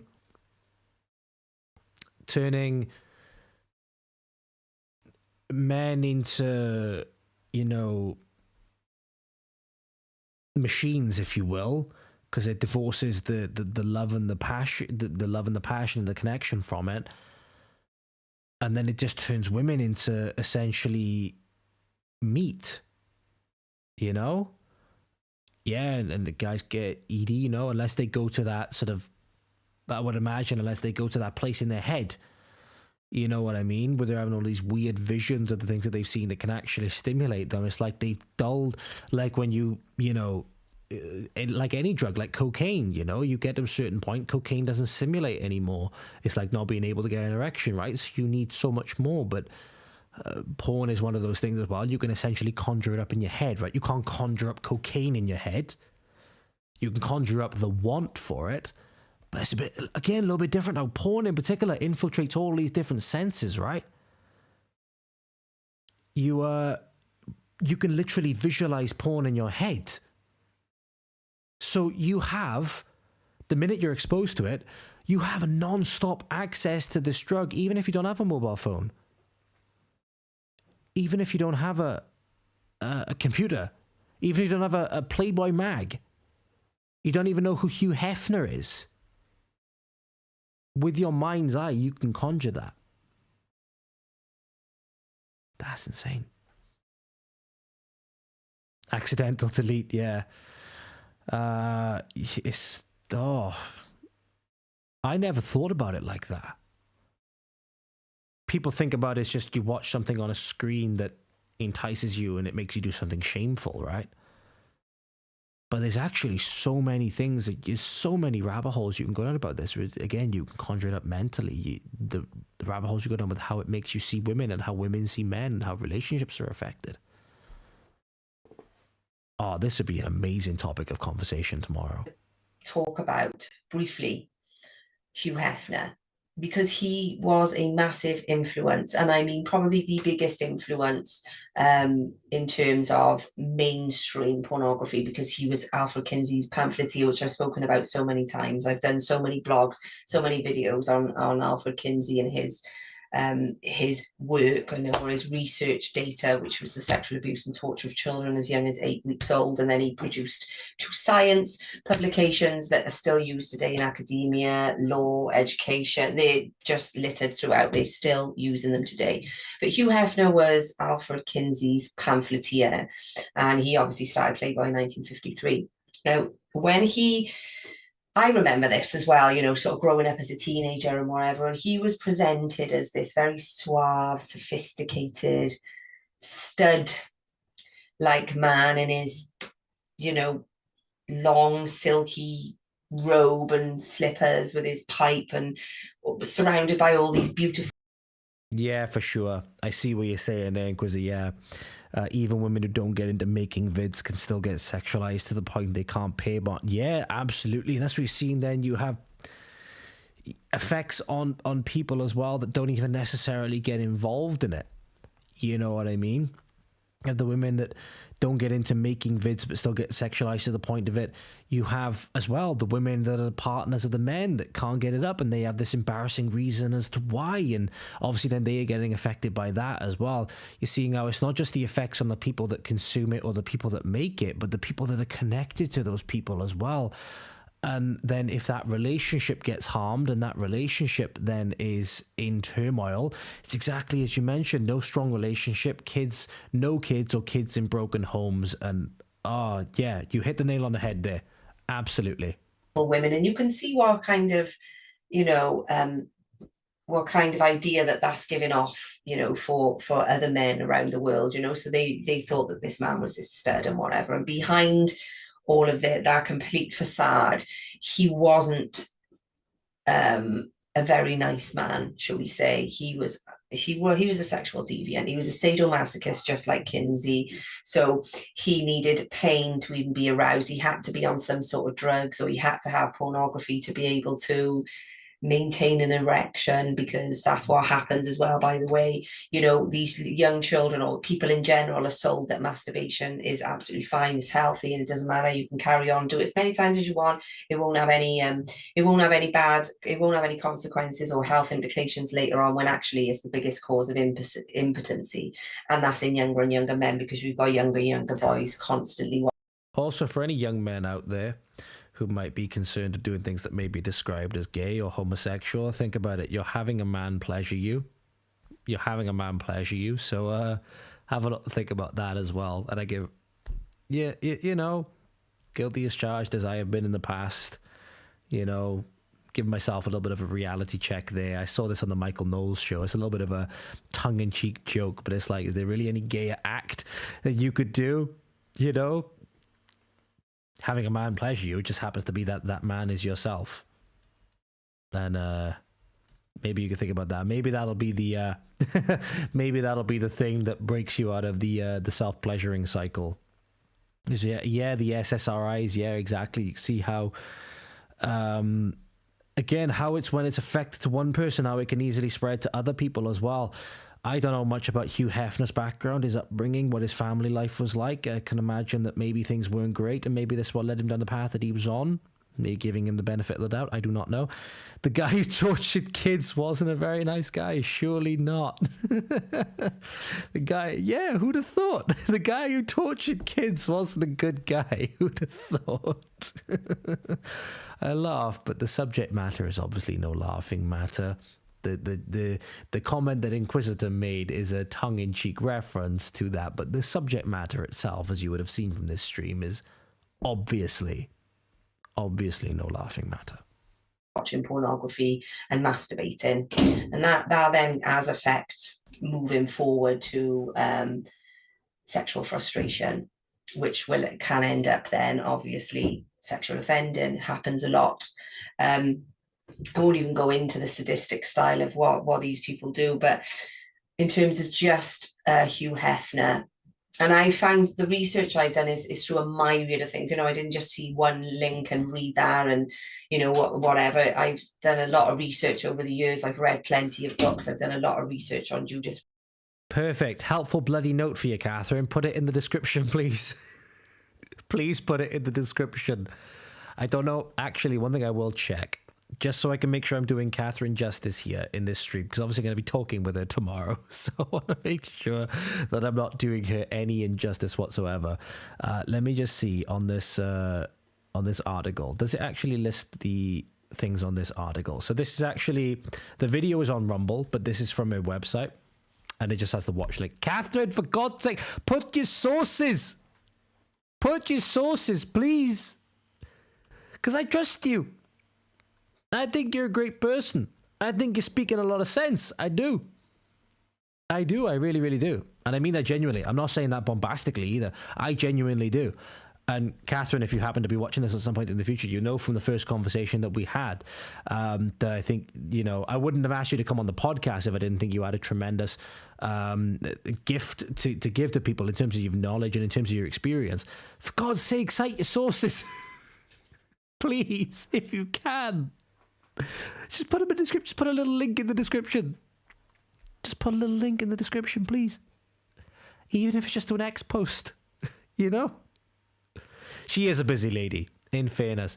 She is a bit lazy, but in fairness, to play devil's advocate, does it really take a lot to Control C, Control V? How much time does it take to Control C, Control V? That's playing devil's advocate. I obviously very much appreciate Kathryn and her work. Let's be completely serious here. I know I'm a little bit drunk, right? And I know I'm coming across a little bit bombastically. I have a little bit of that drunken courage, a little bit of drunken confidence. You know what I mean? I'm learning a lot from this video. I'm obviously, Kathryn's work is obviously extremely instrumental. She's a very busy lady, obviously, with a lot of the work that she's grouped up in. But for God's sake, Kathryn, Control C, Control V, please. Please. Just make my life easy, Just make my life easy.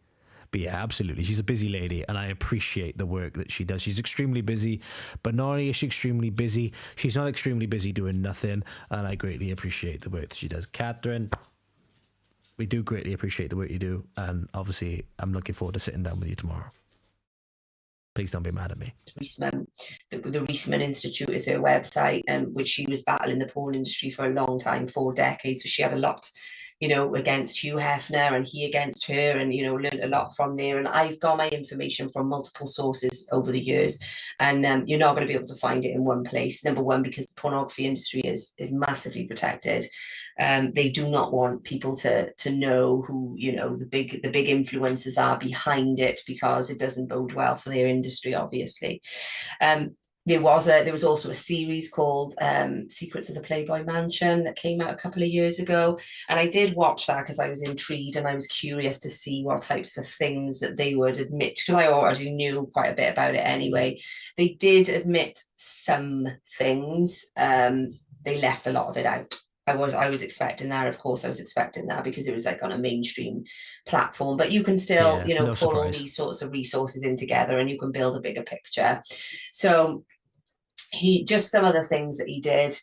Brooke Shields was on front of Playboy at age 10, by the way, with her makeup on, with the caption "Sugar and Spice," with her hands sort of covering over her chest and genitalia. 10 years of age, right? If that's not age 10. Who was that, sorry? Covering over her chest.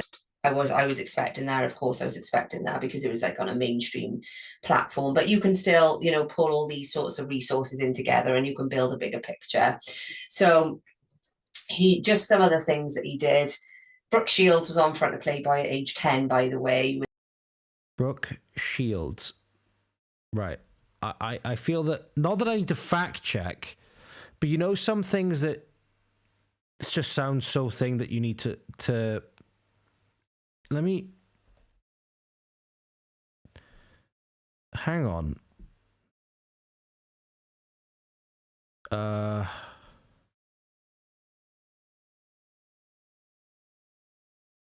Hold on.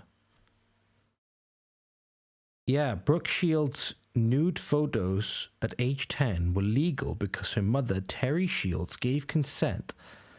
And in 1983, I'll just bring this up, right? I'm only going to bring this up, right, to illustrate that this appears to be true, right? And I'm not going to look into images and stuff like that just because I'm not going to do that for obvious reasons. I don't want to see that, obviously, but it does appear that, at least according to, in this instance, Google's AI overview, that it would appear to be true that Brooke Shields, in 1983, it was a court case, nude photos at age 10 were apparently legal because her mother, Terry Shields, gave consent, and a 1983 US court case ruled a child is bound by a parent's unrestricted consent, finding the images didn't violate child pornography laws, despite Shields' later attempts to stop their use, establishing that valid parental consent for such photos taken for Sugar and Spice upheld their publication and legality at the time. Wow. Yeah, so no surprise. You go into the images tab, you're obviously not going to find anything, right? Which is good, obviously. Oh, well, there is this image.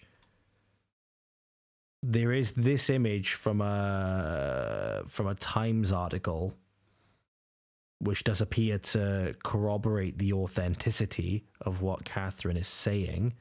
If I open this. This is the image that's attached to the Times article. Obviously, it's cropped from the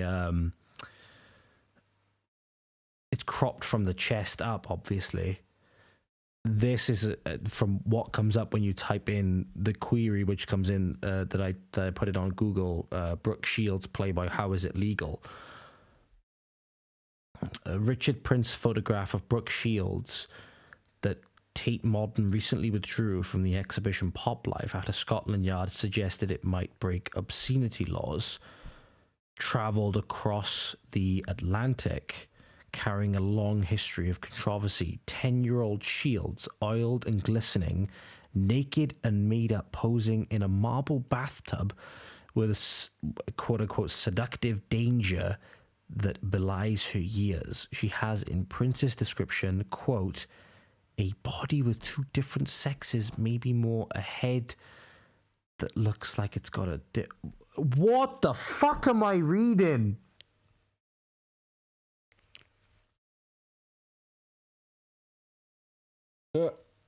I'm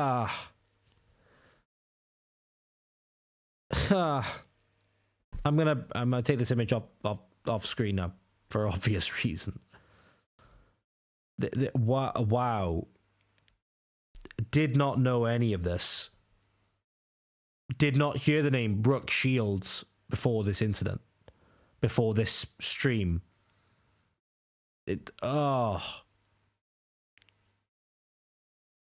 Imagine being booked for that photo shoot. I know.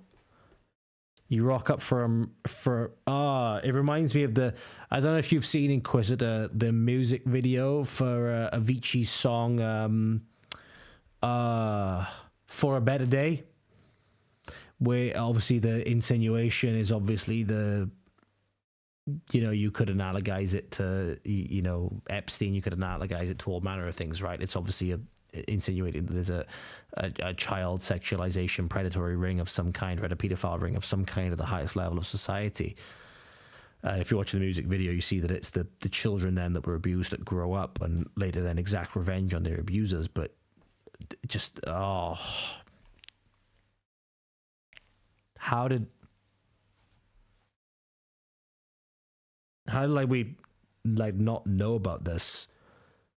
But then again, I don't know if you've seen Inquisitor, my recent podcast where I talked about the We Happy Few trailer that said that with the state of the community that's going on, and the character says that no, it's better for people not to know. It's like, this is what it feels like. It's like, it's just as if like the people who are in control of things have decided that, you know, it's better for people not to know. Yeah, it was funnier in the abstract. I didn't enjoy the actual image, the face all done up like a grown woman. Yeah, I know. Oh, wow. You know, they say what has been seen cannot be unseen. It's just like, oh.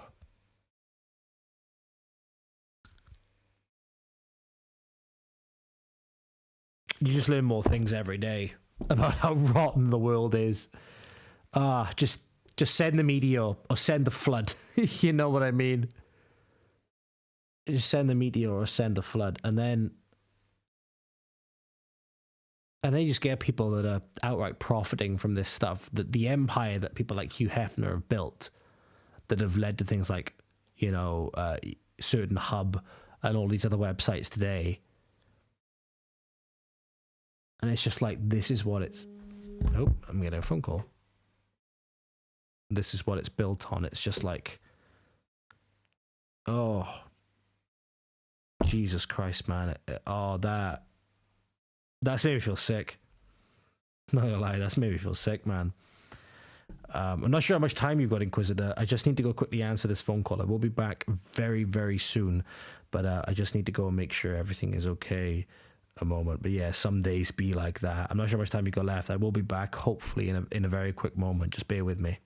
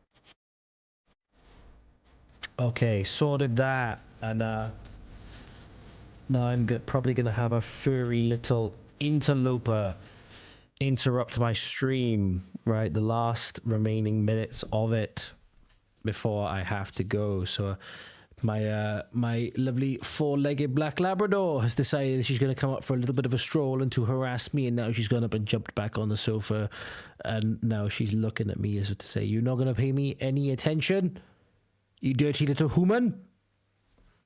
So yeah, I appreciate you bearing with me, Inquisitor. Thank you. I literally think you're potentially the only person still watching. I think you're the only person still with me at the moment. Let me double check. Yeah, I think it's just me and you, bro. Is there a way to like gift you a membership or whatever? I think I need to gift you a membership. I will find out how to do this. I think I need to gift you a membership for being so dedicated. For being so dedicated and staying with me for this long. Oh, pardon me. I'll find a way to do it. And it's on record. I'll find a way to do it. So yeah, man. Oh, I did not expect to go down these dark rabbit holes tonight, but here we are. Here we are. With her makeup on, so with the caption "sugar and spice," with her hands sort of covering over her chest and genitalia, 10 years of age, right? If that's not pulling people into paedophilia, I don't know what is. When Judith Reisman did a report on Playboy, Penthouse and Hustler, which I go into detail on my porn presentation, she pulled out all the child pornography and it was littered through it. He was a deviant, a massive deviant. He had... I hope you're enjoying your smoke, my friend. I hope you're enjoying my smoke. We've both been enjoying the Vices this lovely Thursday night. We've both been enjoying the Vices this lovely Thursday night, so I hope you're enjoying your smoke, my friend. I really, really hope so. Sex with his daughter's friend at her sweet 16th birthday party that was held at the Playboy Mansion. He bounced her around on his bed. Wait, say that again. Wait, what? Her chest and genitalia, 10 years of age, right? If that's not pulling people into paedophilia, I don't know what is. When Judith Reisman did a report on Playboy, Penthouse and Hustler, which I go into detail on my porn presentation, she pulled out all the child pornography and it was littered through it. He was a deviant, a massive deviant. He had sex with his daughter's friend at her sweet 16th birthday party that was held at the Playboy Mansion. He bounced her around on his bed, his words. And he also said, this was years ago, that he would quite like to, this was the bouncing around on the bed. He would quite like to bounce Shay's daughter, Chastity, who's now a boy because she's transitioned to a boy and is called Chad, I believe, I'm not sure. But it's a girl anyway. Chastity, when she was 10 years old, he would bounce her around on his bed. He was massively into bestiality. Once made Linda Lovelace, who was a female porn actress, give oral sex to a German Shepherd in the back of a limousine while all of these people watched. His wife, Sondra Theodore, from the 1970s, she was on Secrets of the Playboy Mansion. Why would you watch? Bro, why would you watch?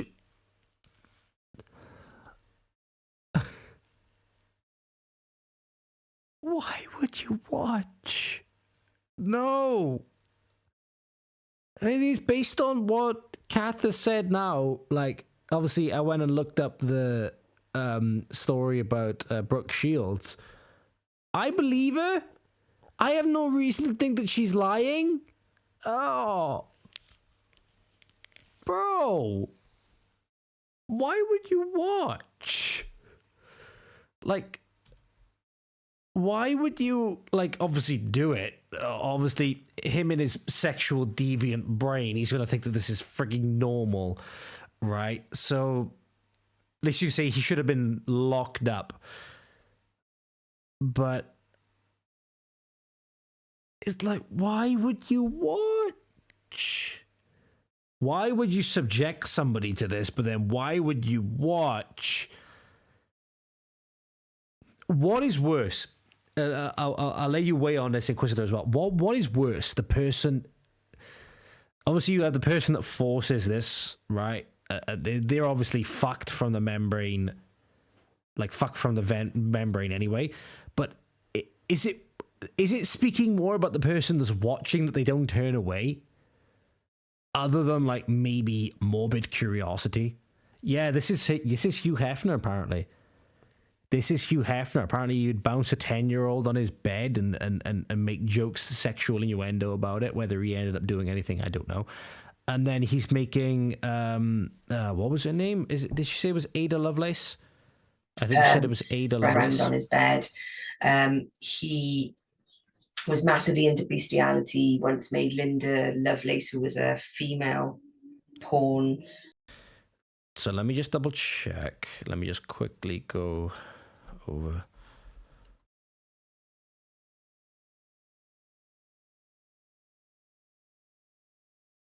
Oh, hold on. Let me see if I can find something. I'm just trying to.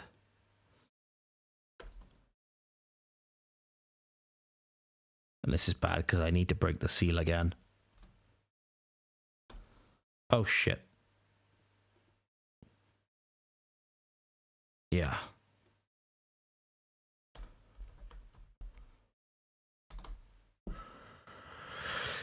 Yeah, Linda Lovelace, the famous adult film star, had a significant but brief connection with Hugh Hefner, the founder of Playboy. I believe in this instance, this is an image of the two of them together. Obviously, not in the back of the limo doing fellatio on a German Shepherd. But these are real people that we're talking about. Obviously, these people sometimes go by like aliases. This is apparently the two people whom we are talking about. It's power, yeah, absolutely. It is absolutely power. You'd have to... Yeah, it's just like... Odds are, with somebody like Hugh Hefner, if you looked away, he'd probably like flip. And, I don't know, maybe even like hit you or whatever. Be like watching a car crash. I can't believe this is happening in front of me. Yeah, potentially. Yeah, potentially. I think that's the only thing that you can say, really, is that people have this like morbid curiosity, like they can't look away. It's like the people that you think that people that actually look at that and maybe like cheer it on, those are the kind of people who are just absolute psychopaths, right? But it's just like, man, I don't know what I'd do if I was in a limo, because you're in an enclosed space with like this person who has in this context of this conversation like unlimited power, right? And you just you just can't do anything, right? It certainly makes images like this, you know, the meaning certainly changes when, or like the outlook on things certainly change now when you see images like this, which is obviously Hugh Hefner when he's a lot more aged. Doesn't really give off the same image now. Oh, that's disgusting, man. That's disgusting. But just goes to show the whole industry is founded on disgusting degeneracy. What I'm going to do, Inquisitor, I'm just going to quickly go off to the toilet, but I'm not going to go to my break screen. I'm going to play the rest of the video. I'm going to play the video on. And if you could, my friend, if you happen to still be here, if you can refresh me when I come back, I'm only going to go quickly break the seal, but I will be back in just a few moments. If you can refresh me on what I miss, I would greatly appreciate it. What's worse, making the girl do it or not caring about the girl at all or being interested in the other people's reaction? Yeah, that's a... Yeah, what is worse? I think the thing is, obviously, the worst thing is that Hugh Hefner is making her do it. But it's like the people not stepping up to stop it. It's like... they have some culpability as well. I would imagine it's kind of like first and second place in a race, if you will. It's kind of like first and second place. But yeah, there's no good people, if you will. There's absolutely no good people. I'll be back 2 seconds, my friend, and I'll just let this video play for you. You can refresh me on some of the degeneracy that I miss when I come back. Actress. Give oral sex to a German Shepherd in the back of a limousine while all of these people watched. His wife, Sondra Theodore, from the 1970s, she was on Secrets of the Playboy Mansion,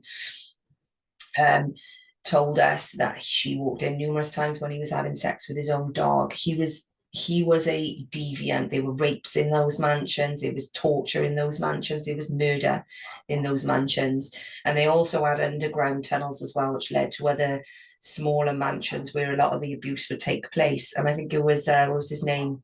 Roman Polanski actually raped a 13-year-old girl in, I believe it was Jack Nicholson's place, which was, you could get to through the tunnel system of the Playboy Mansion.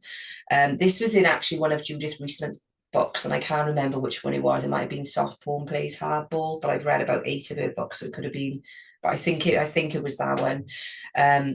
But yeah, like I say, these things are only coming out now, by the way, because Hugh Hefner has died. There is no way that this stuff would have come out. He was a CIA asset, just like Jeffrey Epstein was. And as you can imagine, there were cameras and all sorts of things set up in the Playboy Mansion that would catch people doing things they shouldn't have been doing, and therefore they got them blackmail. This is what happens with the elite politicians and actors and actresses and whatever. They're all running through sexual blackmail. Excuse me. Got a little tickly cough at the back of my throat there, so I am sorry. I should have bought a I've got an water interloper with me. So when we're talking about Hugh Hefner, this is right.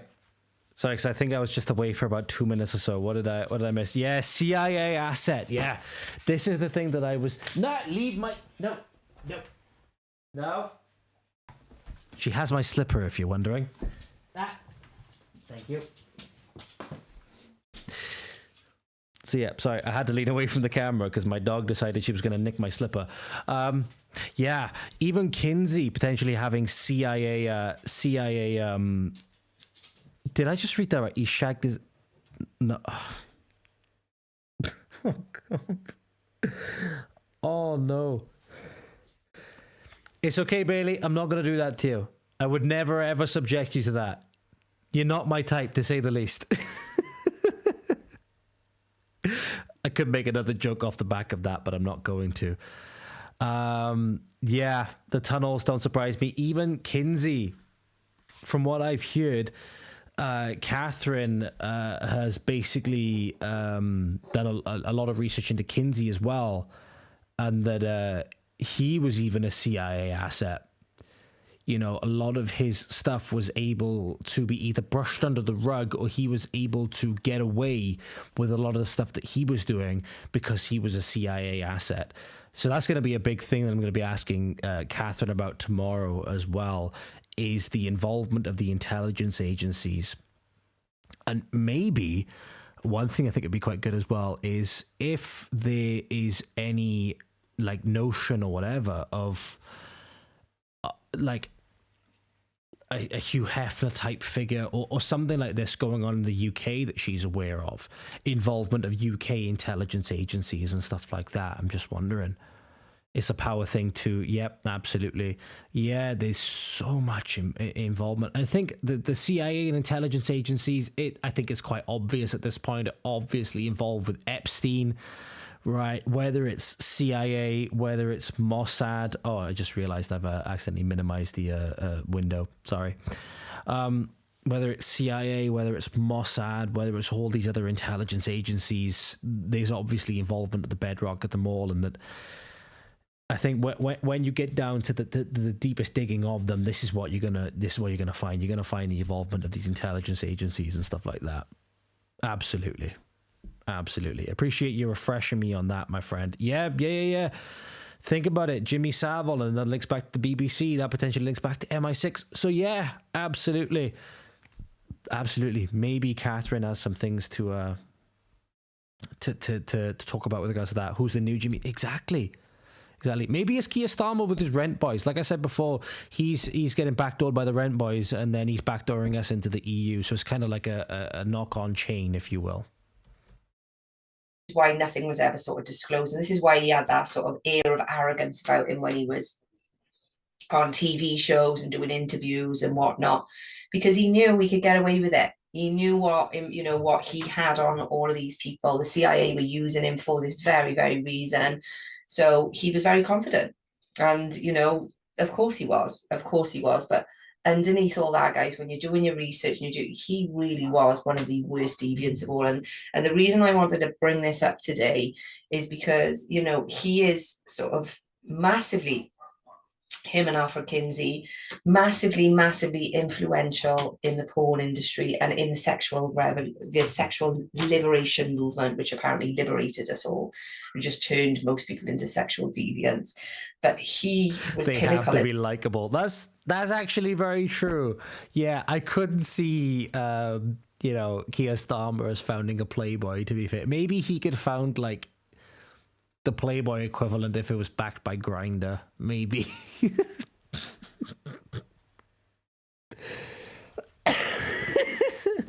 Maybe. But yeah, certainly not likable enough. Yeah, charismatic and charming. Let me see if I can find something a bit quick. We got the time. I can do this a bit quick. Let me see if I can find something. Where is it?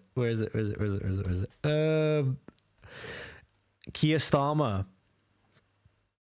on the floor of the Commons recently. Where is it? I know I've got the video in my bookmarks somewhere. Where is it? Is that it? Nope, that's not it. Where is it? Come on. I'm going back through all of the sources that I would have cited in my previous episode had I done it. Oh, for God's sake. Is it not here? No. Is it really not? Ah, I must have lost it. Shit, really? Okay, I know whose page it was on. Don't tell me I lost it. Ah, it was a tremendous AI deepfake. It was a tremendous AI deepfake video, and I really want to find it, but I'm not gonna find it. Oh, really? I'm not gonna find it, am I?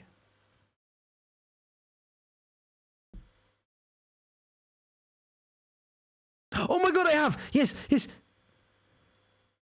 I don't know whether you saw Keir Starmer on the floor of the Commons recently, Inquisitor, but this is what I saw.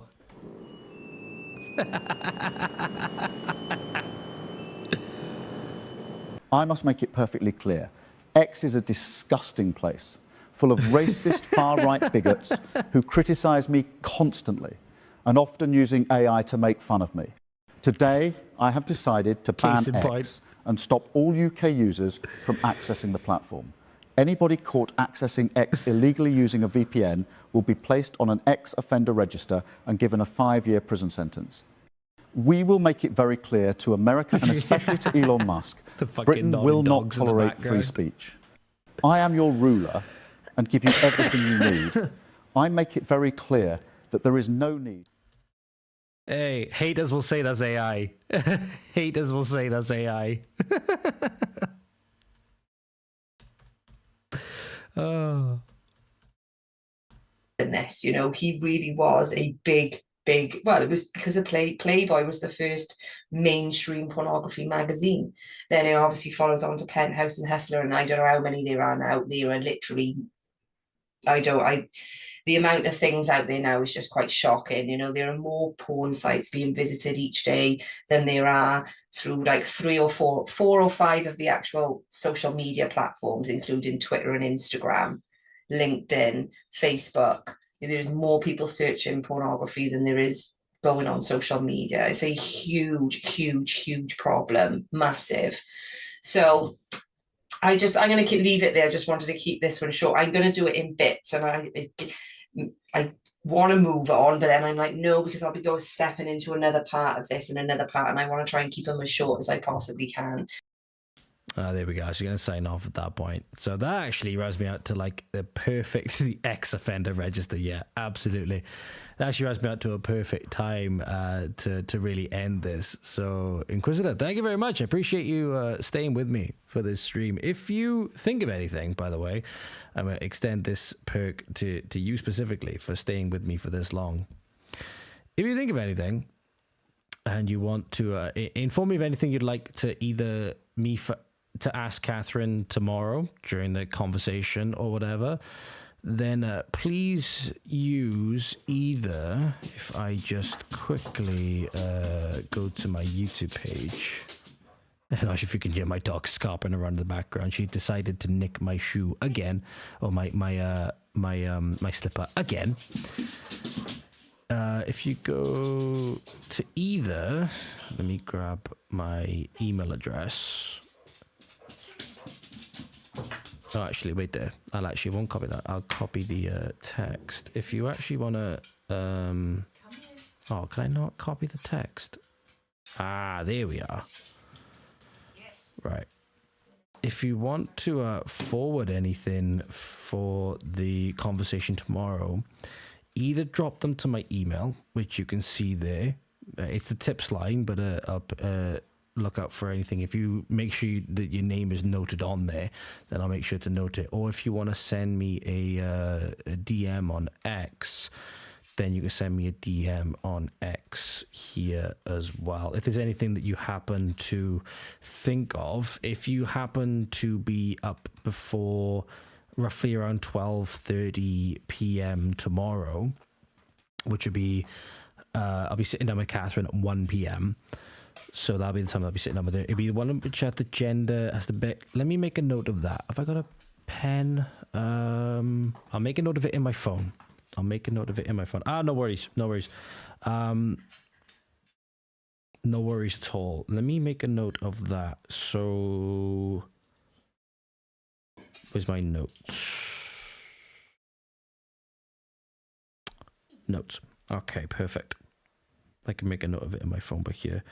So, which gender would you say it is affected most?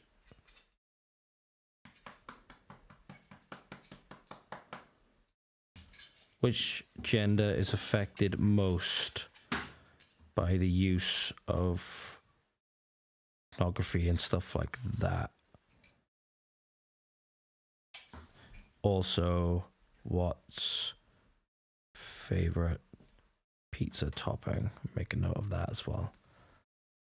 Not to make it a competition, but just like curious on the difference. But okay, and I'll put on their personal impacts or gender specific differences as well. Perfect.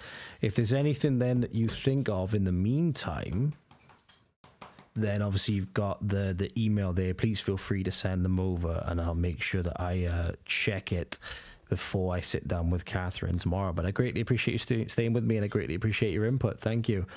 And yeah, hope you enjoyed it, and hope that it will give you more things to maybe enjoy and explore as well, and hopefully you'll enjoy the conversation when it comes out as well. So yeah, 1 p.m. tomorrow on an individual basis as opposed to categorical differences. Make a note of that now. Personal impacts and individual. Oh shit. Individual. Oh shit. Differences. There we go. I gotcha. She's okay, babe. No worries, she's okay. She'd been doing it all night and we found it funny, so you're all good. Inu Bailey. Hey, what you doing? She's jumping around on the settee with my slipper at the moment. It won't be live, but it will be out very soon after. Hopefully it is recorded. I'm currently editing the conversation with Josh Fernie, and then I'll be recording and editing that tomorrow. So it won't be a live conversation, but I'll hopefully get the video collated and have it ready to go out as soon as possible then. So good news. As I said, I'll try and get a membership sorted for you if you can, because it'll be available early access for members as well, so you'll be able to get early access to it as well. So yeah, I'll certainly sort that for you. Thank you very much, friend. I greatly appreciate you tuning in with me, because it's been a very, very late evening, very, very late night, and yeah, hopefully you will enjoy the conversation when it comes out. I'm wishing you nothing but the best, my friend. I'll give it about 30 seconds for the delay to dissipate, and then I need to go because I need to wrestle a slipper away from an ever so lovable black Labrador. You know.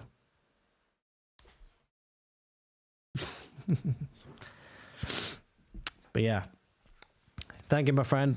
I greatly appreciate you tuning in with me, and certainly hope you find it useful and as mind-blowing as I did. And I think I'll be going down the route of talking to Kathryn tomorrow about not only the stuff that's in schools and the influences coming from the World Health Organization, but the impacts of pornography and the stuff that you mentioned as well, and then the wider things that could be taken as conspiratorial and stuff like that. Hoil var, my friend. I'll see you next time, and I'll tell you about the details of the next stream very, very soon. Take care, my friend. Have a good morning, afternoon, evening, good night, wherever you are, my friends. You take care, and thank you for watching. Hoil var, see you next time. You take care now. Godspeed.